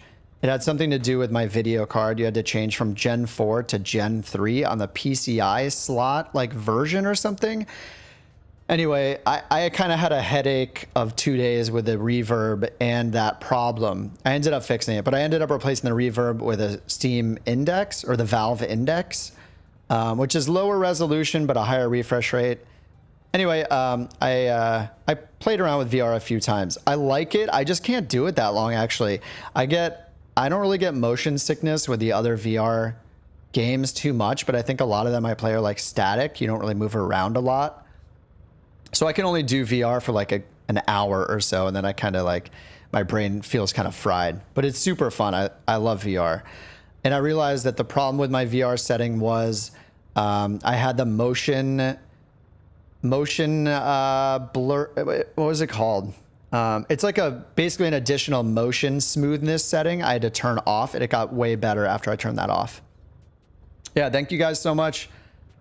Thanks, Farther. Dude, I feel bad I don't have your H135. I'm gonna download that right now. I'm gonna bring up the web browser on flightsim.2 to install that, because every time I play with you, I don't see your beautiful Airbus H135. So I'll install that, so I'll see your actual helicopter next time. Sorry, dude. Thanks for flying along with me too, guys. Crunch and Farther, and who else is here? I forgot your name. There's one more person here. It starts with a D. I'll find your nameplate. Oh, Dashra. Thanks for flying along too. G2 has some problems mostly with tracking. Yeah, I mean, that was the first VR I ever had. I think it's a good first VR. Like, if you have the same problem I had with your BIOS, like, you just need to fix it. Other than that, for the price especially, and the resolution is super high, I still think it's good. I think the 2 days of struggles I had with my particular setup with my computer made me want to return it, but I don't think it was actually the problem. Yeah, you should definitely try VR if you have a chance. The reverb is much more affordable than the other ones. I think the reverb was like, was it 600 and the index was like 1,000? Definitely an investment on some of the other ones. All right, Merlin, thanks a lot. Good to see you too. VR formation flying. Sounds great. All right, guys, I'll chat with you later. I'll see you in the next stream, or maybe around Discord or something. Thanks for hanging out as always. I'm gonna grab some food, grab a drink, and practice my Piper Warrior landings, because they need a lot of help. So thanks for hanging out as always. I'll see you guys in the next stream, and hopefully I have a video out this week, and I'll see about streaming on like Thursday or something before I leave for the weekend on Friday for that wedding. So besides that, I'll be around. Thanks again. Thanks for the couple super chat bucks that you guys sent in. Appreciate it. And I'll see you in the next one. And I'll see you in the next video. All right.